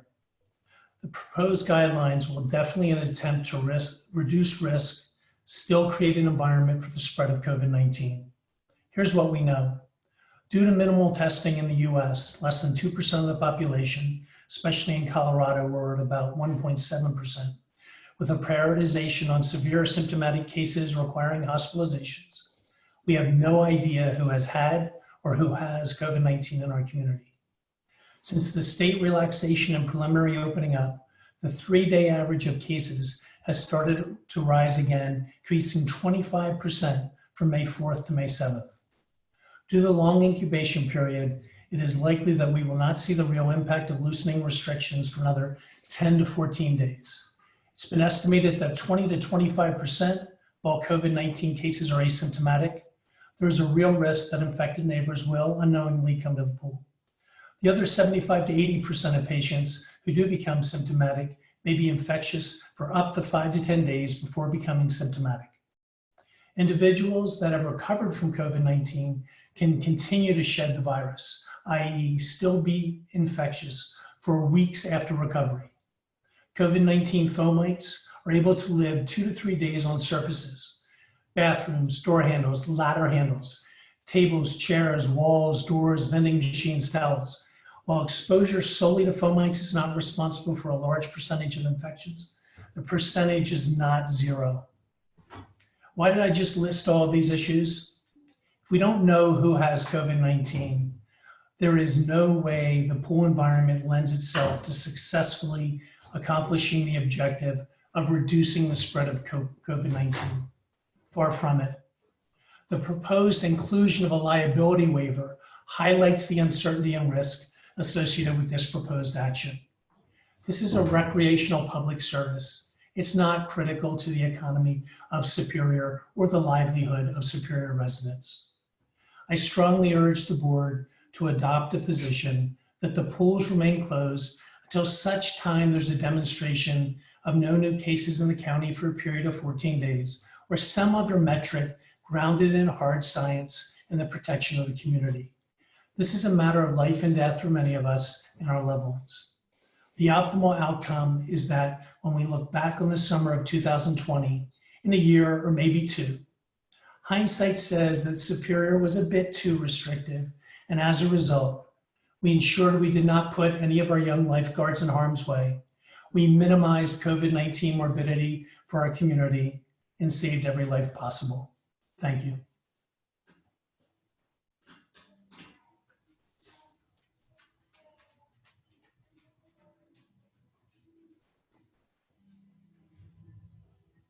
Sorry.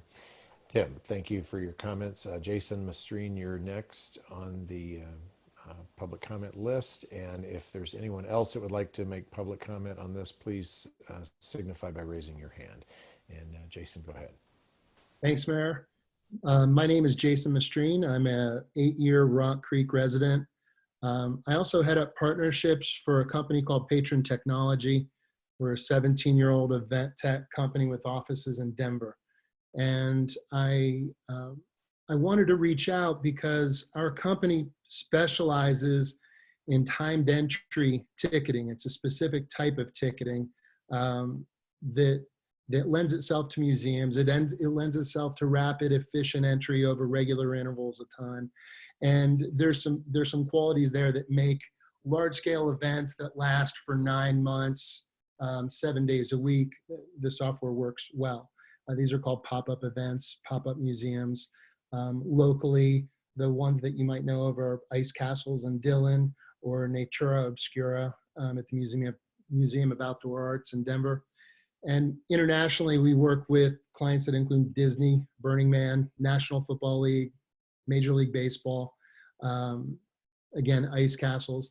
And during the crisis, what we've done is move from events, what we've always thought of as events, to anything that requires the types of things that we're talking about tonight on this call regarding pools. That means that we're looking at retrofitting grocery stores and COVID-19 testing facilities nationwide to allow customers to book time slots in advance, provide line management, create a safer environment. There's something about doing it at an enterprise level that is different than what you would see off of some of your basic registration systems. And I just wanted to first recognize that while Brian and Leslie, I didn't know you by name or know who you were prior to this, I'd say 90% of the battle in situations like this are the quality of thought that goes into the evaluation process, not the software itself. And you guys absolutely do not have an issue with the quality of thought that's gone into this. It has hit 90% of the things that I was concerned about as a father of 3, whose wife and kids use the pool every day. So thank you as a resident. Thank you for that. Things that I would just like to offer up, whether you would want to work or need to work with us or not, I just want to be here as a resource to help. Things that you might want to consider are early bird time slots for seniors and high-risk guests. The ability to quickly adjust your capacity as as an event series up and down for a series of events.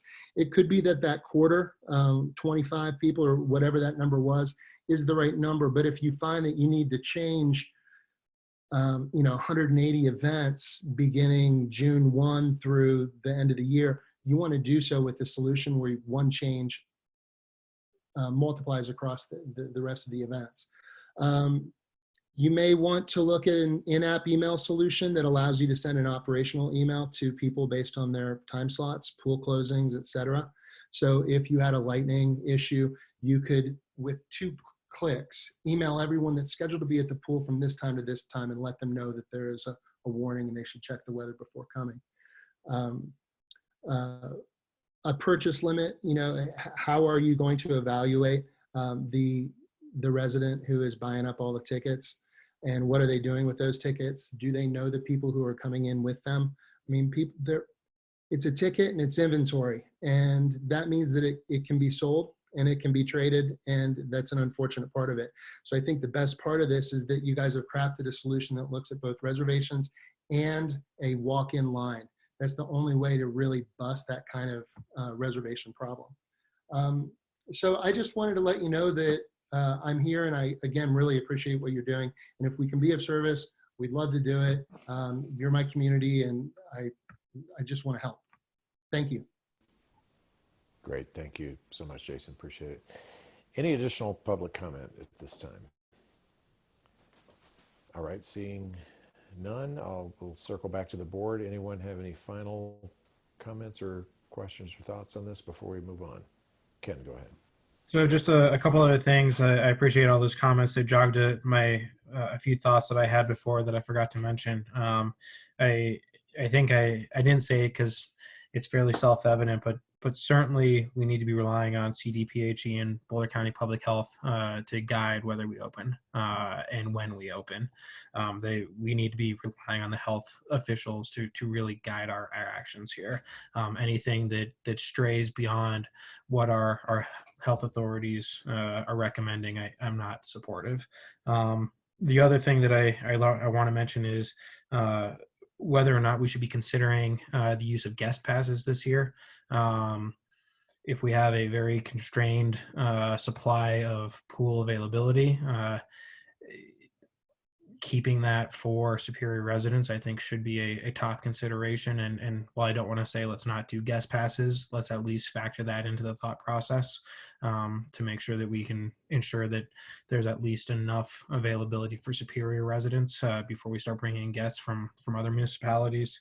And then also, I think moving forward, whatever process we do implement, it needs to be flexible. Let's do evaluations, whether it's every few days, weekly, whatever. Let's make sure whether we're adjusting processes, schedules. Let's just make sure we're not going to get it right the first time. Let's be flexible enough to fix it along the way and make sure that as we go through the summer, it just gets better and better. But great job. Thanks, guys. All right, thanks, Ken. Anyone else? Laura, then Mark. Ken, I hadn't thought about the guest passes either, but I think that's definitely something to consider. Right now, with the current Safer at Home, many residents are not aware, but we shouldn't be traveling more than 10 miles to recreate. I realize that we have certainly communities that are closer than 10 miles, but I do not want to be encouraging people to be driving to Superior to come to the pool. On that note, I think Ken brings up a really great point. I think this summer we're going to have probably a higher desired use of the pools than in years past. It seems that a lot of summer camps may be canceled and may not be happening. One thing that I'm concerned about is people using the pools potentially as a replacement for camp. I would like us to look at what's the minimum age to be in the pool area. without an adult, so that people aren't just sending their kids there all day and kind of using it as a babysitter. And if we do the reservations policy, potentially looking at, maybe you get one spot per day. You're not able to go there and camp out for 8 hours unless no one else is there. If no one's in line and you want to come back in, then fine. But I want to make sure that we're not kind of encouraging these all-day hangouts. At least as long as, at least at the beginning. Again, maybe I'm wrong about the pools filling up, but I think we're going to have pretty high demand, and I'd like to plan for how can we make sure each of our residents has the opportunity to use the pools, not just a couple residents camping out there all day. Yeah, those are really good points, Laura. The last thing I just wanted to note was just, which I think is probably self-evident, but obviously Matt and staff work closely with CDPHE, work closely with Boulder County Public Health, and in the event that there is additional community spread and there's a good reason you should feel absolutely comfortable to close the pools down in order to protect public health, because that should be the top priority. We're trying to balance things here, but I'm hopeful that we can keep the pools open and keep everybody healthy and safe and keep the facilities clean. But in the event that you need to pull the plug, you should feel comfortable doing so. All right, thanks. Anyone else? Okay, thanks again for that discussion, and we'll probably want Leslie and Brian maybe to stay on board for the event, the next item number 5, discussion of Superior Special Event Season Update. Matt, go ahead. Yeah, Leslie's got a couple of items on the agenda tonight. So events, this one we will be looking for some solid direction, at least on the July 4th event from the board, if you feel comfortable with that. But it's coming up fairly quickly, month and a half away. So, Arbor Day event was canceled. Superior Morgul event's been canceled. We're talking about either canceling or postponing the National Trails Day. We got the Superior Shindig, the main event. So we got a number of events that are pretty well attended, with the July 4th and Chili Fest being the largest. We talked about a number of things. There's no other things in the memo for July 4th, virtual type of things. We talked to the city of Louisville about maybe partnering with them on our larger July 4th fireworks show. Louisville is now maybe considering canceling their fireworks show. They're going to discuss it at the council meeting next Tuesday, so we'll know more at that point. But the July 4th event is the one that's coming up quickly that we'd like some guidance from the board on if you want to move to more of a virtual this year rather than the parade and the pancake that we've done in the past. The Chili Fest, which is our other really large event, we'll need to know by the meeting in July. We just have the one meeting in July. I think that's the latest we could go with pushing the decision and still give us enough time to do the planning that we would need to do if we decided to have. So it gives us a little bit more time, a couple more months for that event to see where things are at. Unless you feel strongly tonight and you just know, that's fine too. But we do have a little bit more time for the Chili Fest event. So Leslie and her staff have put together, Dina Miller, some great ideas on some of the other events that were in your memo that we could look at. Leslie, why don't you go over some of the recommended actions for some of the events that you guys came up with? Thank you, Matt. Obviously, with the 4th of July quickly approaching, we wanted to put some plans in place so we could focus our energies on having a safe 4th of July, whatever that looks like. Looking at the traditional activities that we've done in the past, the parade and the Pancake Festival, right now those seem difficult to achieve with the current recommendations for social distancing and gatherings of people. Having looked at the guidelines that are out there now and how they've progressed, Dina has put together some great ideas on some virtual activities that could still play on the patriotic nature and the spirit of Superior and engage the community and still nurture some of that community spirit, but not in a big group setting that exposes people to potential risk at this point in time.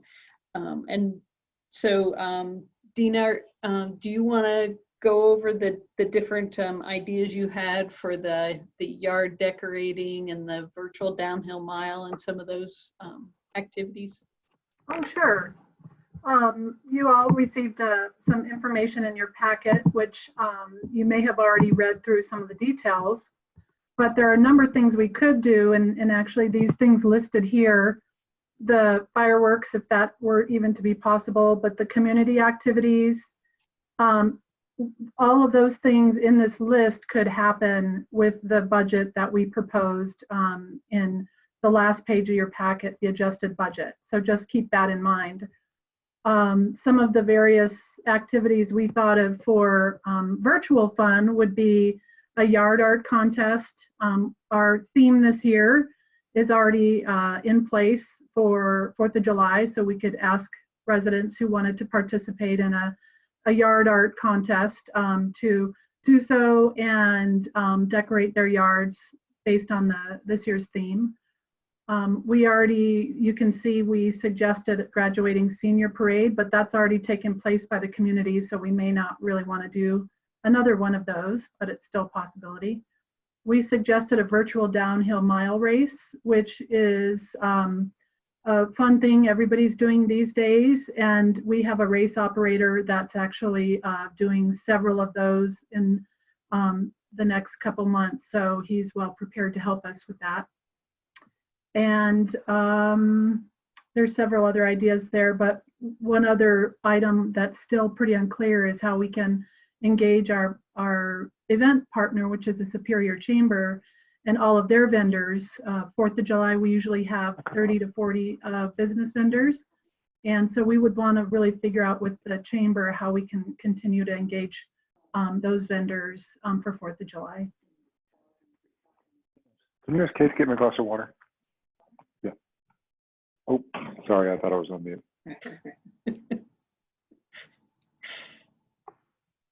So I think at this point we're looking for direction on future planning for the next 6 weeks, so we can prepare for the 4th of July, make it the best that we can for the 2020 season, and keep it safe for our community. Okay, thanks, Leslie and Dina. Laura, go ahead.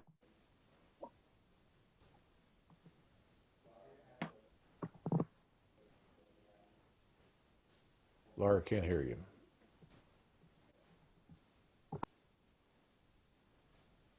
Is that better? There we go. That's better. So first, just thank you so much for the creative plans you've been able to come up with. It's definitely a really challenging time to plan events. Couple reactions to kind of what was in the packet. For the fireworks, if those do go forward, I would strongly prefer that we don't provide any public viewing points. I was a little confused whether there were some or there weren't some, but my preference would be encouraging people, watch from your house, don't congregate. I think there were some references to, tell people if they go to a parking lot to stay, X feet apart. I would just prefer we tell people to watch from their homes, and then have law enforcement trying to make sure that people aren't going to, general viewing points with others and congregating. On the 4th of July, I had mentioned this to Matt as well. One thing I think could be really neat, and I think we might be able to do safely, would be close off a lane of Rock Creek Parkway for the entire day. Allow people to run the course, anytime they want. You know, we'd have some people doing it at 6 a.m., some people doing it at noon. Position a clock at the start and the finish that are synced to each other so people can time themselves, run the actual course, and see what they'll get. You know, some people will take 5 minutes, some will take 20, but I think if we have people spaced out throughout the day, it'll make it possible for everyone to kind of get to run that exact race without having to be in close proximity to others. And then my final comment in the packet, the Wolfpack Ninja event in August.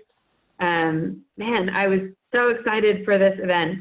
I think it'll be really neat for Superior, but I would like us to proactively say we're not doing it in 2020. I think obstacle courses just have too many surfaces on them, and I think it's too high of a risk to try to sanitize those. So I would much rather just decide up front that we're not going to be able to do it this year, as disappointing as that is. Okay, thanks, Laura. Others? So I think we should cancel the 4th of July parade and all festivities. I agree we should cancel the Wolfpack Ninja event, focus on 2021. As for the main event and the shindig, frankly, I think that the main event is it's suffering from the same kind of scheduling time, smack dab in the middle of the summer. I don't know how we're going to be able to pull that off. Shindig and Chili Fest, those are later, September, October. So I'm fine with a wait and see approach with those items. But frankly, I don't think that we could adhere to what the state's social distance guidelines are going to be with the 4th of July parade, with the Wolfpack Ninja event, and with the shindig, with the main event. I'm sorry. So my recommendation would be to unfortunately, cancel them for this year and look forward to next year, because I just don't think that we could be putting them on in a safe manner. All right, thanks, Mark. I'll go. Neil and then Kevin. Kind of echo a little bit of what Mark said. I don't know that there's an option for us right now for the 4th of July to do something that's going to work. I'm not totally clear that the fireworks show, as creative as it is going to be something that we can truly get the same benefit for it, unless people are allowed to move. I mean, if we are only allowed to walk around, it's going to be a lot like the flyovers where you heard it but you didn't see it, and it's unfortunate because there was a lot of people that were really disappointed because they thought it was flying straight over their homes. It's disappointing, but I think our community will be okay waiting on the 4th of July until next year. As far as the other events, I echo the comments on the Wolfpack Ninja. I think it'll be great to just redo that for 2021. But with the main event, I actually would like to postpone it and have it coordinate or coincide with the opening of the 1500 Colton Road building. I think that's kind of a reformat and timeline should work really well. Chili Fest, I don't think I'm ready to make a decision on that right now. I think I'm optimistic that we'll be able to have that event in some way, shape, or form, and potentially let's revisit that in a month. I like the idea of using food trucks and sort of reformatting the event, but I think it's premature to suggest an outright cancellation or postponement. I'd really like to find a way to make it work, and let's punt on that decision for a little longer to see if any additional information comes our way. Okay, thanks, Neil. Kevin and then Sandy. I agree with everything that's been said. We have no choice but to look forward to 4th of July and Wolfpack Ninja in 2021. Main event, if there's some clever way that staff could reschedule that, that's great. I'll leave that to staff. And Chili Fest, let's keep our fingers crossed. If we don't need to make a decision now, if we could wait 6 or so weeks, 8 weeks, and make that decision in July, then let's make that decision in July. I do want to just be very sensitive to staff planning. I don't want the team to feel like we're pulling the rug out from them. So if any point between now and July, you feel like we need to make that decision around Chili Fest sooner rather than later, we have an RFP out, for example, for the Beer Fest. We should really be thoughtful about that, but we have no choice but 4th of July and the Wolfpack Ninja to look forward to that in 2021, and Main Event, if we could somehow reschedule that for 15 Colton, great. I'll leave that to staff. For the opening, 1500 Colton. All right, thanks. Kevin, Sandy? Yeah, I definitely agree with everything everybody has said about the events we would cancel. You know, I hate to see us wipe out fireworks. So if there's any way we can do it and partner with Louisville and do it in a way that we don't have people congregating, I'd like to see us explore all options. But if everybody else, you know, feels it's not, I don't know, it's just, seems like we need to give people something to look forward to.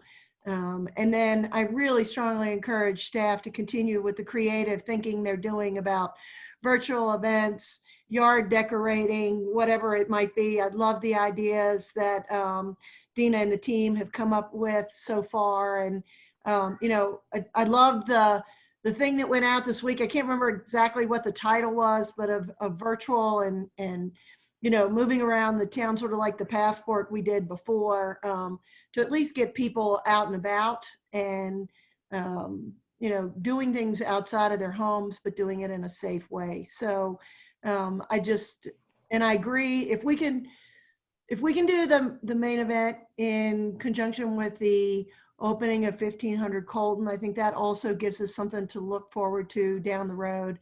Might be a great way to showcase that building when we get it open and the surrounding facilities. So, you know, as much as I wish we had a choice, I just don't think we have any choice related to 4th of July. Thanks, Sandy. I'll echo the comments of everyone thus far and just say that I agree. Unfortunately, we've got to cancel 4th of July, the Ninja event, and let's have a wait and see on some of those others, but would agree with all the other comments. So, Ken, go ahead. Yeah, so I will agree with all the prior comments. I think what we need to be doing is not necessarily taking a wait and see approach. I think we should just be taking a completely conceptual different direction than we would any other year. And if we have an event that does not meet social distancing guidelines, let's stop planning for it. I think it's a fool's errand. I don't want to waste our staff's time. I don't want to waste our volunteers' time. I don't want to waste taxpayer resources. Unfortunately, I mean, we're hearing that we could have social distancing. There could be flare-ups. I mean, we're seeing around the world, all these different countries. We could very well get through the entire summer and not have any better restrictions than what we're going to see in the next few weeks. My preference is we're going to see some cost savings from canceling some of these events right now. Let's rethink and rebudget and plow that money into events where we can adequately ensure social distancing. We had talked at a high level about potentially doing some type of pop-up drive-in movie theater. We're seeing, I've been reading articles about municipalities in the high country that are having success with that.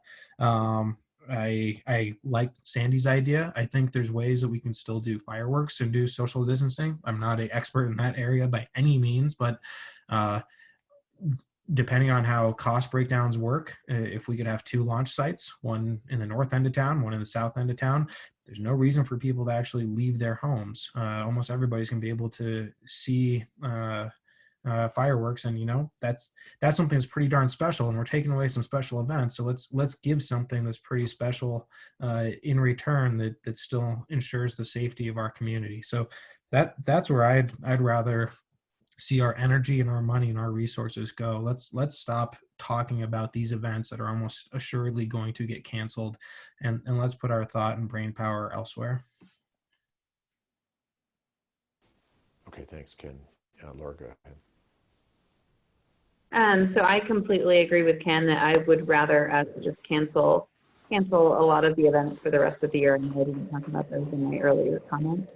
We've seen a lot of communities and a lot of professional organizations that are canceling events all the way out through November, December of next year.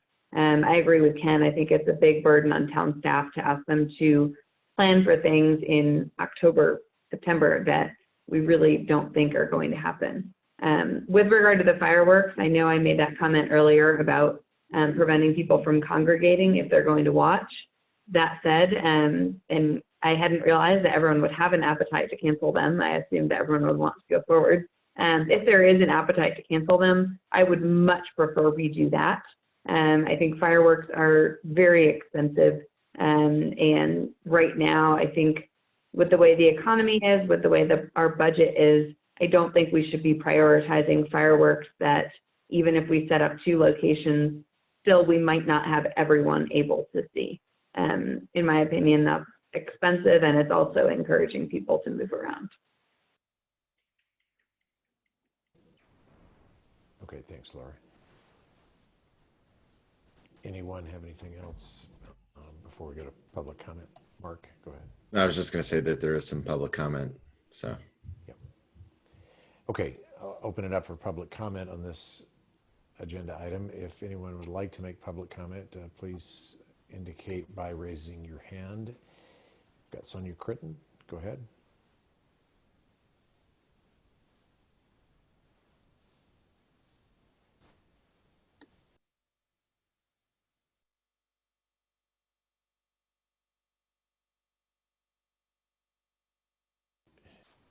Need to unmute, please.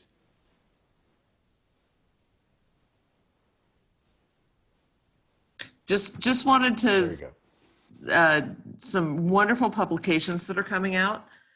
Just as a really easy thing, the top 7 states that have the top 7 rates of death, they keep people inside like rats in boxes, and they breathe the same air.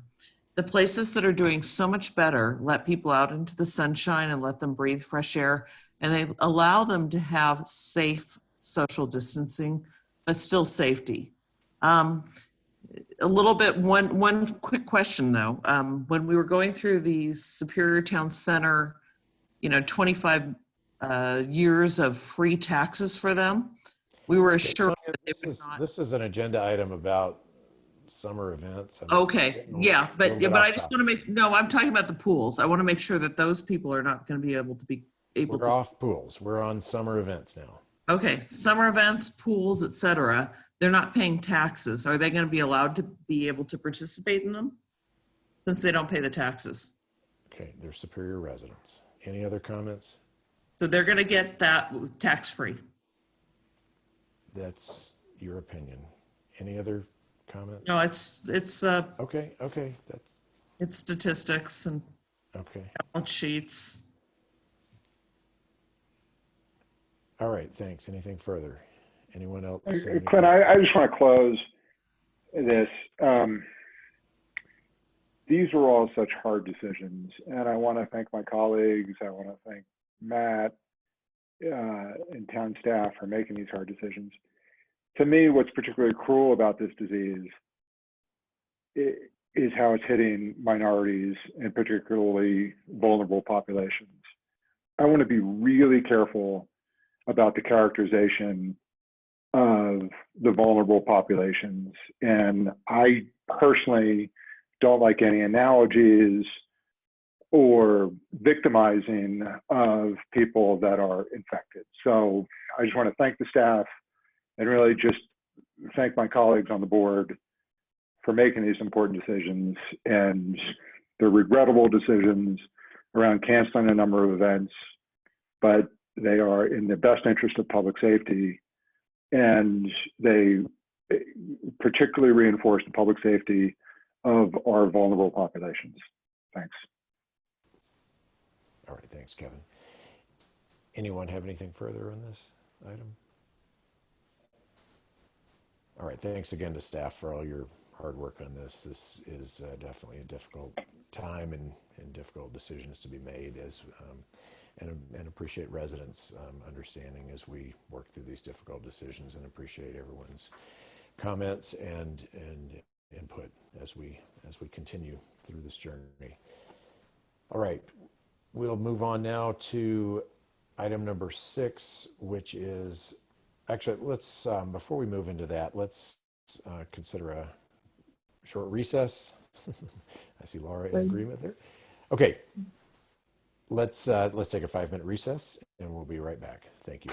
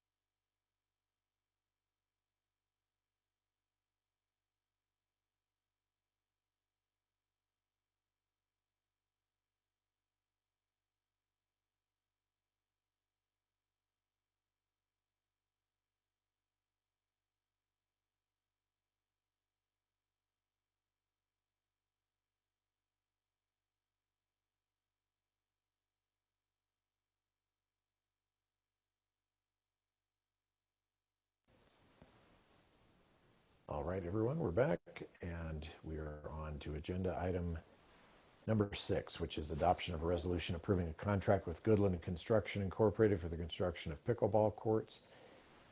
And we'll turn it over to Matt. Thank you, Mayor. This is a project that was budgeted last year in the 2019 budget, but the decision was made to delay it. And so it's being brought back this year for consideration by the board. It's for construction of 6 pickleball courts. In 2018, the Parks, Recreation, Open Space, and Trails Advisory Committee did a survey of the community, some community outreach, and looked at a number of sites throughout town, and recommended that Autry Park down by the dog park and the bike park was a good location to construct these 6 pickleball courts. There's a budgeted $400,000 for this project. It would also include 2 shelters, I believe, Leslie and Allison, if that's correct. We got some good bids in for this project. All but one were under the $400,000 budget. Staff is recommending that Goodland Construction be selected for the construction of this project at $313,598. And then the committee, the ProStack, their recommendations were included in the memo for your review, but basically their first choice was Autry Park and their second choice was Founders Park, which is over by the Superior Marketplace. Staff's recommending that we move forward with this project. We think it's a great location. I think everybody was there for the opening of the skate park, which is a huge hit. And I think it just starts to add to that whole Autry Park area and the different uses, and it's great community. It'll be a great community asset, I think. So our recommendation is that the board approve this contract with Goodland so we can start construction this summer and get it open for the public to use. Leslie or Allison, do you guys have anything you want to add to this? I think you covered a lot of the history and detail, and thank you for that. I think this is one positive thing we can do for the community, and it's a activity that once the courts are open, we can do safely with social distancing. So I know there's a lot of excited folks out there interested in this. Also, when you look at the site plan, you'll see that some of the infrastructure we've put in is gravel-based trails and walkways, and we are looking at potentially upgrading those to hard surface, but not until next year, because if you remember, that's also the site where that 36 bikeway improvements are going to go through. So some of the site improvements will have to be coordinated next year when that project happens. Okay, thanks. I have a couple questions. Leslie, go ahead, Kevin. Do we have any representatives from Goodland on the line? We do, I believe Ben Moreland is here with Goodland if we have questions of them. Great. So one of the things that I really liked about this, we got 5 bids, right? And sometimes when we get 5 bids, they're magnitudes of order. Hey, Ben, they're magnitudes of order different. And these were all pretty tight, which is a really good sign. And I'm all about going with the low cost. Ben, could you just tell us a little bit about what your experience is? I read the contract. I played pickleball a handful of times, love it, thrilled that we're going to build this, but I played on different services. Tell me about, number one, if you have any experience building pickleball courts, and number 2, kind of about the surface that you're building and why it's right, both from a traditional superior soil perspective with shifts, and 2, from an athletic pickleball court surface. So there's 3 questions there. Experience with pickleball and about the surface itself. Part A, how you're going to protect from the soil. Sure. I think it just froze. Hold on.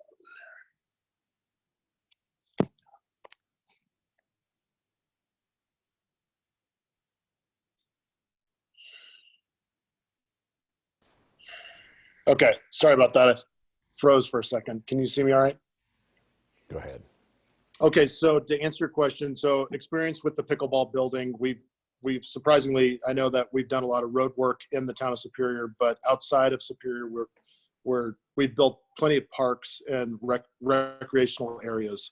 And I think you can go on our website and take a look at those. I think we've provided some references on that aspect. We built a series of pickleballs last summer down south. Had great success with those.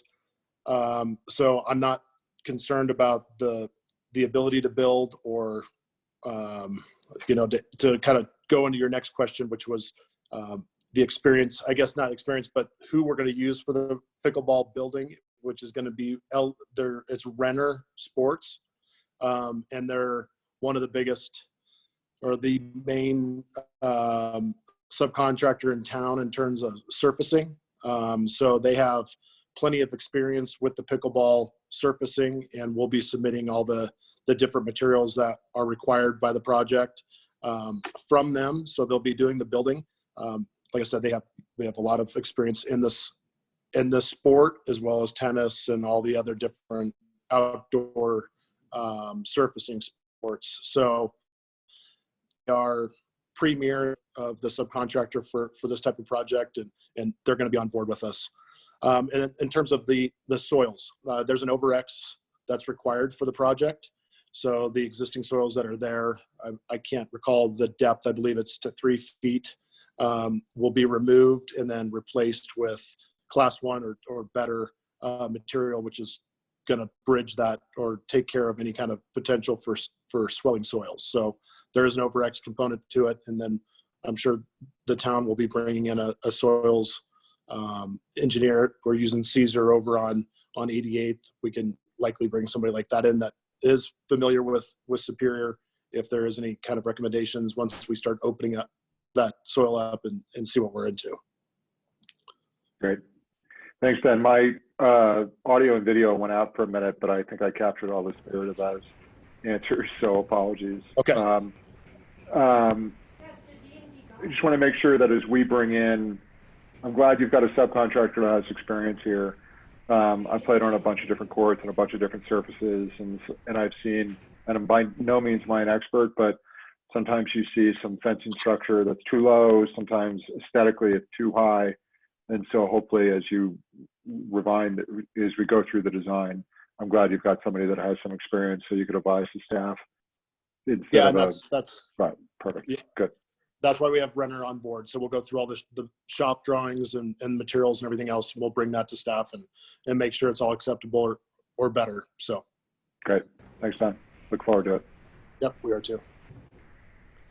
One quick thing that I wanted to say was when we were initially researching this project last year, we were looking at a lot of the specs that were coming from Renner. And so that was really nice to see them with this team. Thanks, Allison. All right, thanks. And then just obviously, and then one other, and then I'll be quiet. This really is a social sport, and we've got 6 courts. We're going to have demand beyond the 6 courts. And the beautiful thing about pickleball, presumably with six courts, 2 people per, if my math is right, that would be 24 people that could be playing at any one time. But I wouldn't be surprised if you have 30, 40 people that are there, assuming appropriate social distancing, if we're still in this ridiculous mess we're in now. Hopefully there's places where you could have an additional 10, 12 people sitting on benches, waiting for their turn up. Is there, and I know there are some drawings, are there benches or waiting areas that are going to be developed? On one side of the courts, there's a shelter with benches, and on the other side of the courts, there's also a couple more 6-foot benches. So there should be 2 areas, one on either side. Great. Thanks, Allison. We believe we have room to expand in the event that this turns out to be a tremendous success for the town, and we want to expand from 6 to 12 to beyond. Do we think we have enough space in Autry Park for that? I don't think we do. Right now, the courts are going to be located between a sloping area, as close to that sloping area as we could get where the 3 ponds are. And on the other side is the floodway. Right now, we're not in the floodway, we're in the flood plain area. But if we go over any more, then we would be in the floodway area. Okay, that answers that. Okay, others? Questions, comments? Okay, we've got one hand up for public comment. We'll move on to public comment for this agenda item. Sonia Critton, go ahead. Comments on pickleball. There we go. Okay, so it's the fastest growing sport in the world right now. So when I have to play, I go right now for a tournament to Arvada because they have 24 courts. And then I go to their King Supers, their big, huge King Supers. That's where I spend my money because that's where I am. So I might as well, right? People come all over to that court because it's wonderful. Louisville just built courts, which are not as big as they're going to build, but they have that. Again, it's the fastest growing sport, not just in North America, but actually in the world. It's a friendly sport. And what we have right now are 16 parks for young children. But we have a demographic of people who are older. We don't have anything for them. This is a sport that spans both young people and older people. It helps with visual acuity. It helps with health. It helps with getting them out. D3 deficiency, which I spoke about earlier, which is the #1 reason for people dying of COVID. We can get people outside and do this. We can start with 6, but let's do it right. You guys have mentioned benches for waiting. Okay, instead of scoring up to 11, when people are waiting, we're all very polite. It's a very polite game. You only play to 9 so that more people can rotate in. You put your paddles down, and I invite all of you to join us in some games. You put your paddles down, you mix up with other people, you are very friendly to brand new people. It's a social friendly game, and the rules are based upon politeness, and we have people from children up to people who are 90 years old who play, and they all play together. It's really a wonderful game. So I'm hoping you guys will embrace this and make Superior not the last to join this, because right now we are kind of the last, because all the other communities around us have already done it. All right, thanks. Any additional public comment on this item?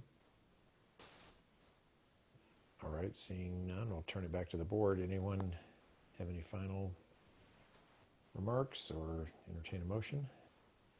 I'll just make some quick comments. I think I'm optimistic this is going to go favorably, but I want to just give everybody some background. I sent out, obviously ProStack has its amenities priority list, and they update it every year. Pickleball was #4 on the list this year, or actually in 2019.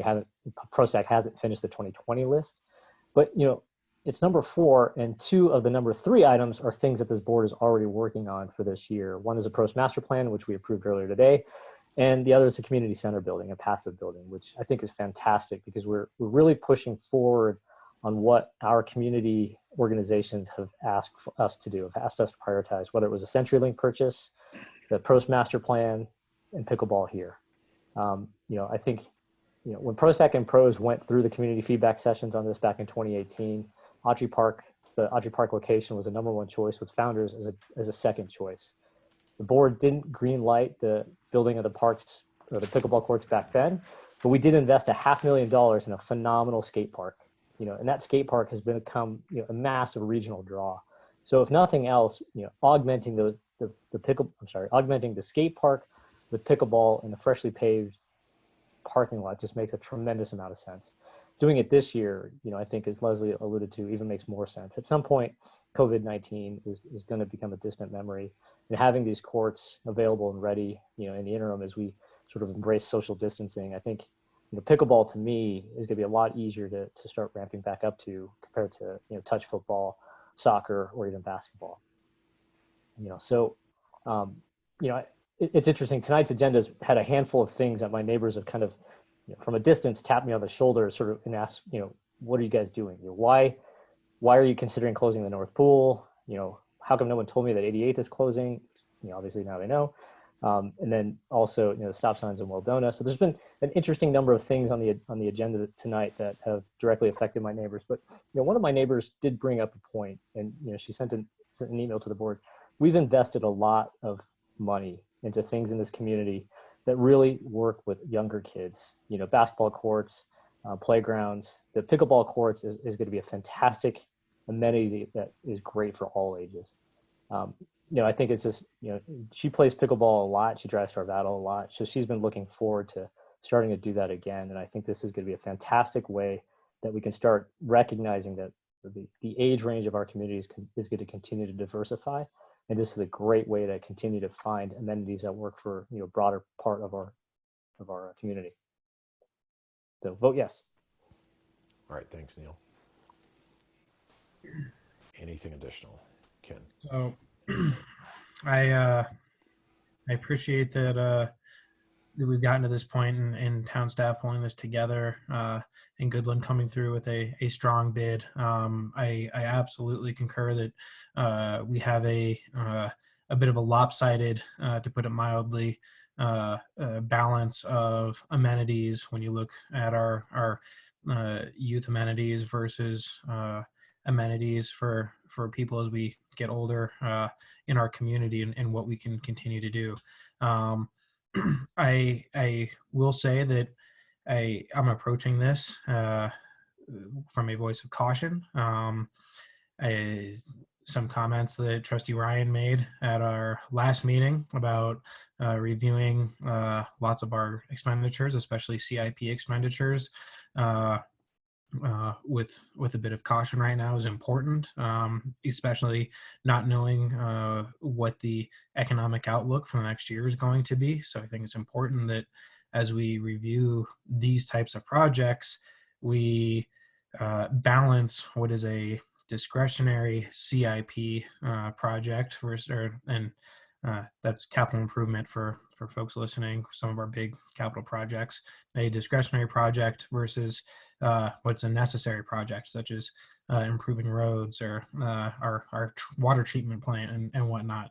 I think this clearly falls into discretionary, and if it was any other year, I would absolutely love to jump on board and get behind this. But from a fiscally conservative point of view, I'm having a hard time being able to support it, especially knowing that the sports stable now has 3 different courts right outside their building. So we are not pickleball lists here in Superior, and we are in effect also preempting the results of the Prost master plan that we approved earlier this evening. While I have no doubt and am confident that pickleball will still remain at the top after the Prost master plan is complete, I would much rather see us hold off on our CIP recreational budget items until we've actually seen the results of that master plan.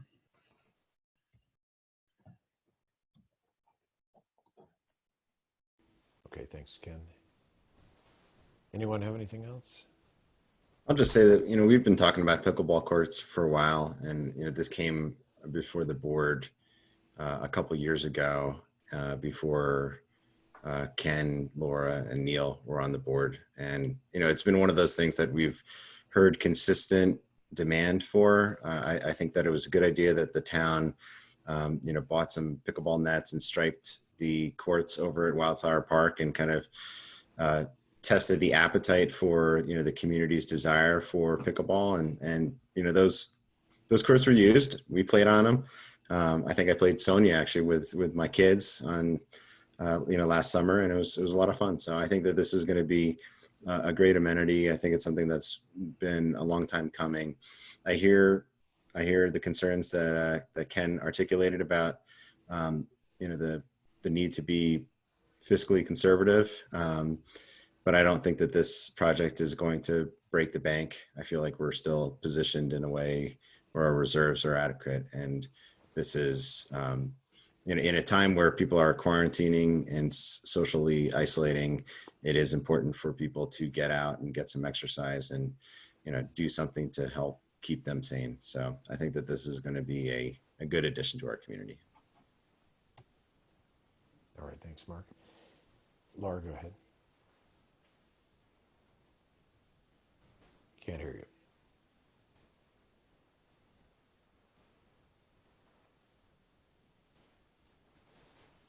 Still no Laura. Can you hear me? There you go. There you go. I was a little bit back and forth on this one, given what Ken pointed out around fiscal responsibility, wanting to make sure that we are, not spending our whole budget just because it's there, but making sure we're saving for a rainy day, because I think coronavirus is certainly that rainy day, and it's here. However, where I netted out is pickleball. Huh?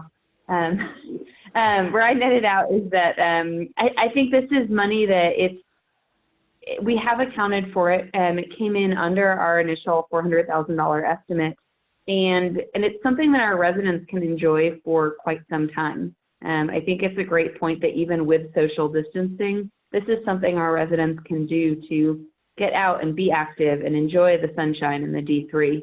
I think we don't have that many activities in town that people can do outside, other than, of course, on their own, going for runs or whatnot.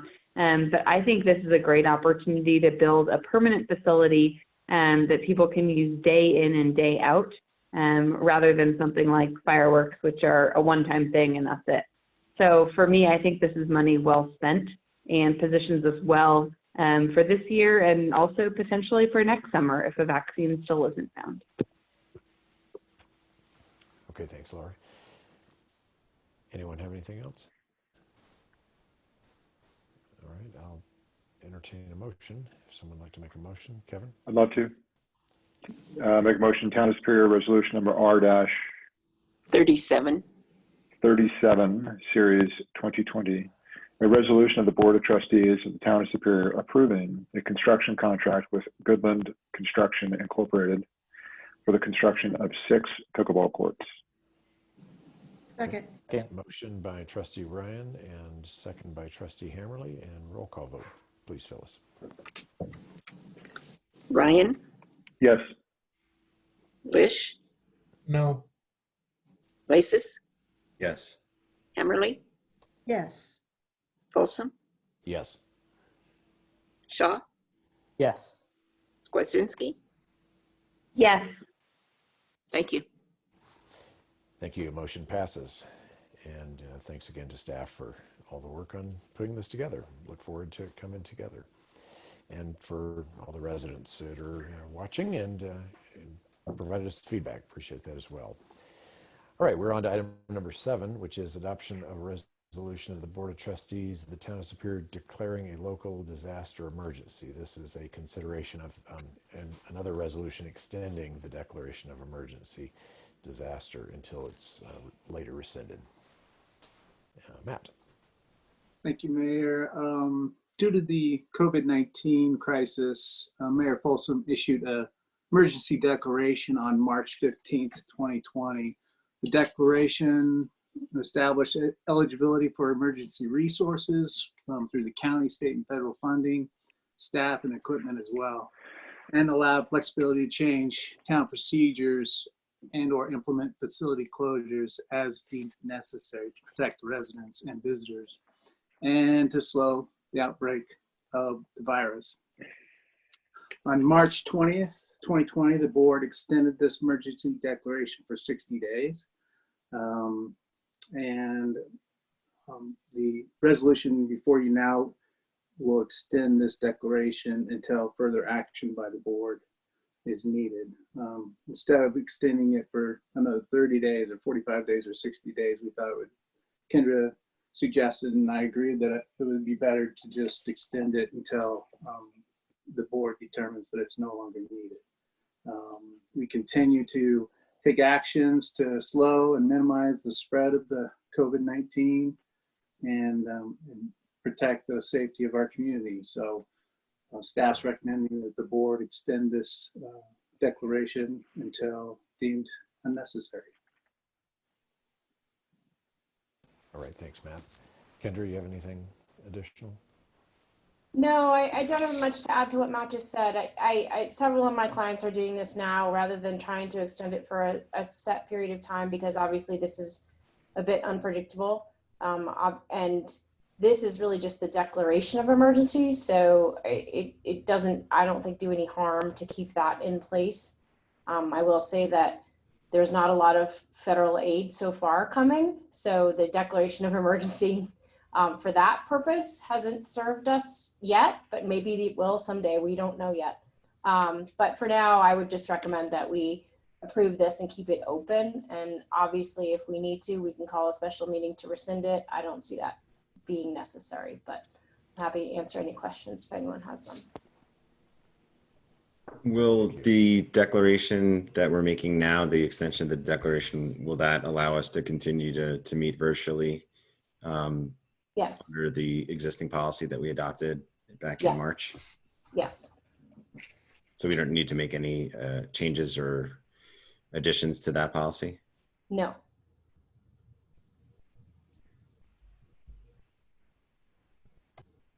It also allows the board to consider land use applications, as long as the applicant signs a waiver, which Kendra's firm has put together. And we already have one applicant that's coming forward on the Marshall Bridge FDP that's already signed it. So, Kendra, to that end,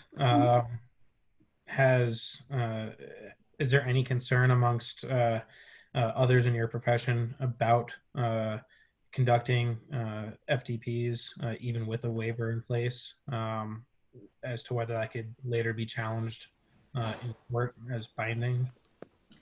There's certainly some risk, because obviously while we can have the applicant waive, we can't have the public waive or anybody else affected by it. So there's some risk. Most of my colleagues think it's rather minimal. So, that it's been going back and forth on the listserv, and there's definitely some concern and there's some risk, but most developers are willing to take that risk because they want things to move forward. And I think everyone's excited to have something moving forward. So, that's a risk that so far most of my clients have been willing to take. I don't know any community right now other than one that has stopped hearing quasi-judicial applications. And not my client, just one I've heard about. So. Okay, and I understand the concern of the public and whatnot, and there's not being a waiver to that end. But as far as, I think back to Land Rover and a agreement that was entered into by two parties, and then one party came back 20 years later and said, sorry, that was never enforceable anyway. So even if I agreed to it, it was meaningless. We're not getting ourselves into that situation, right? Let's hope not. No, I don't think we are. Okay.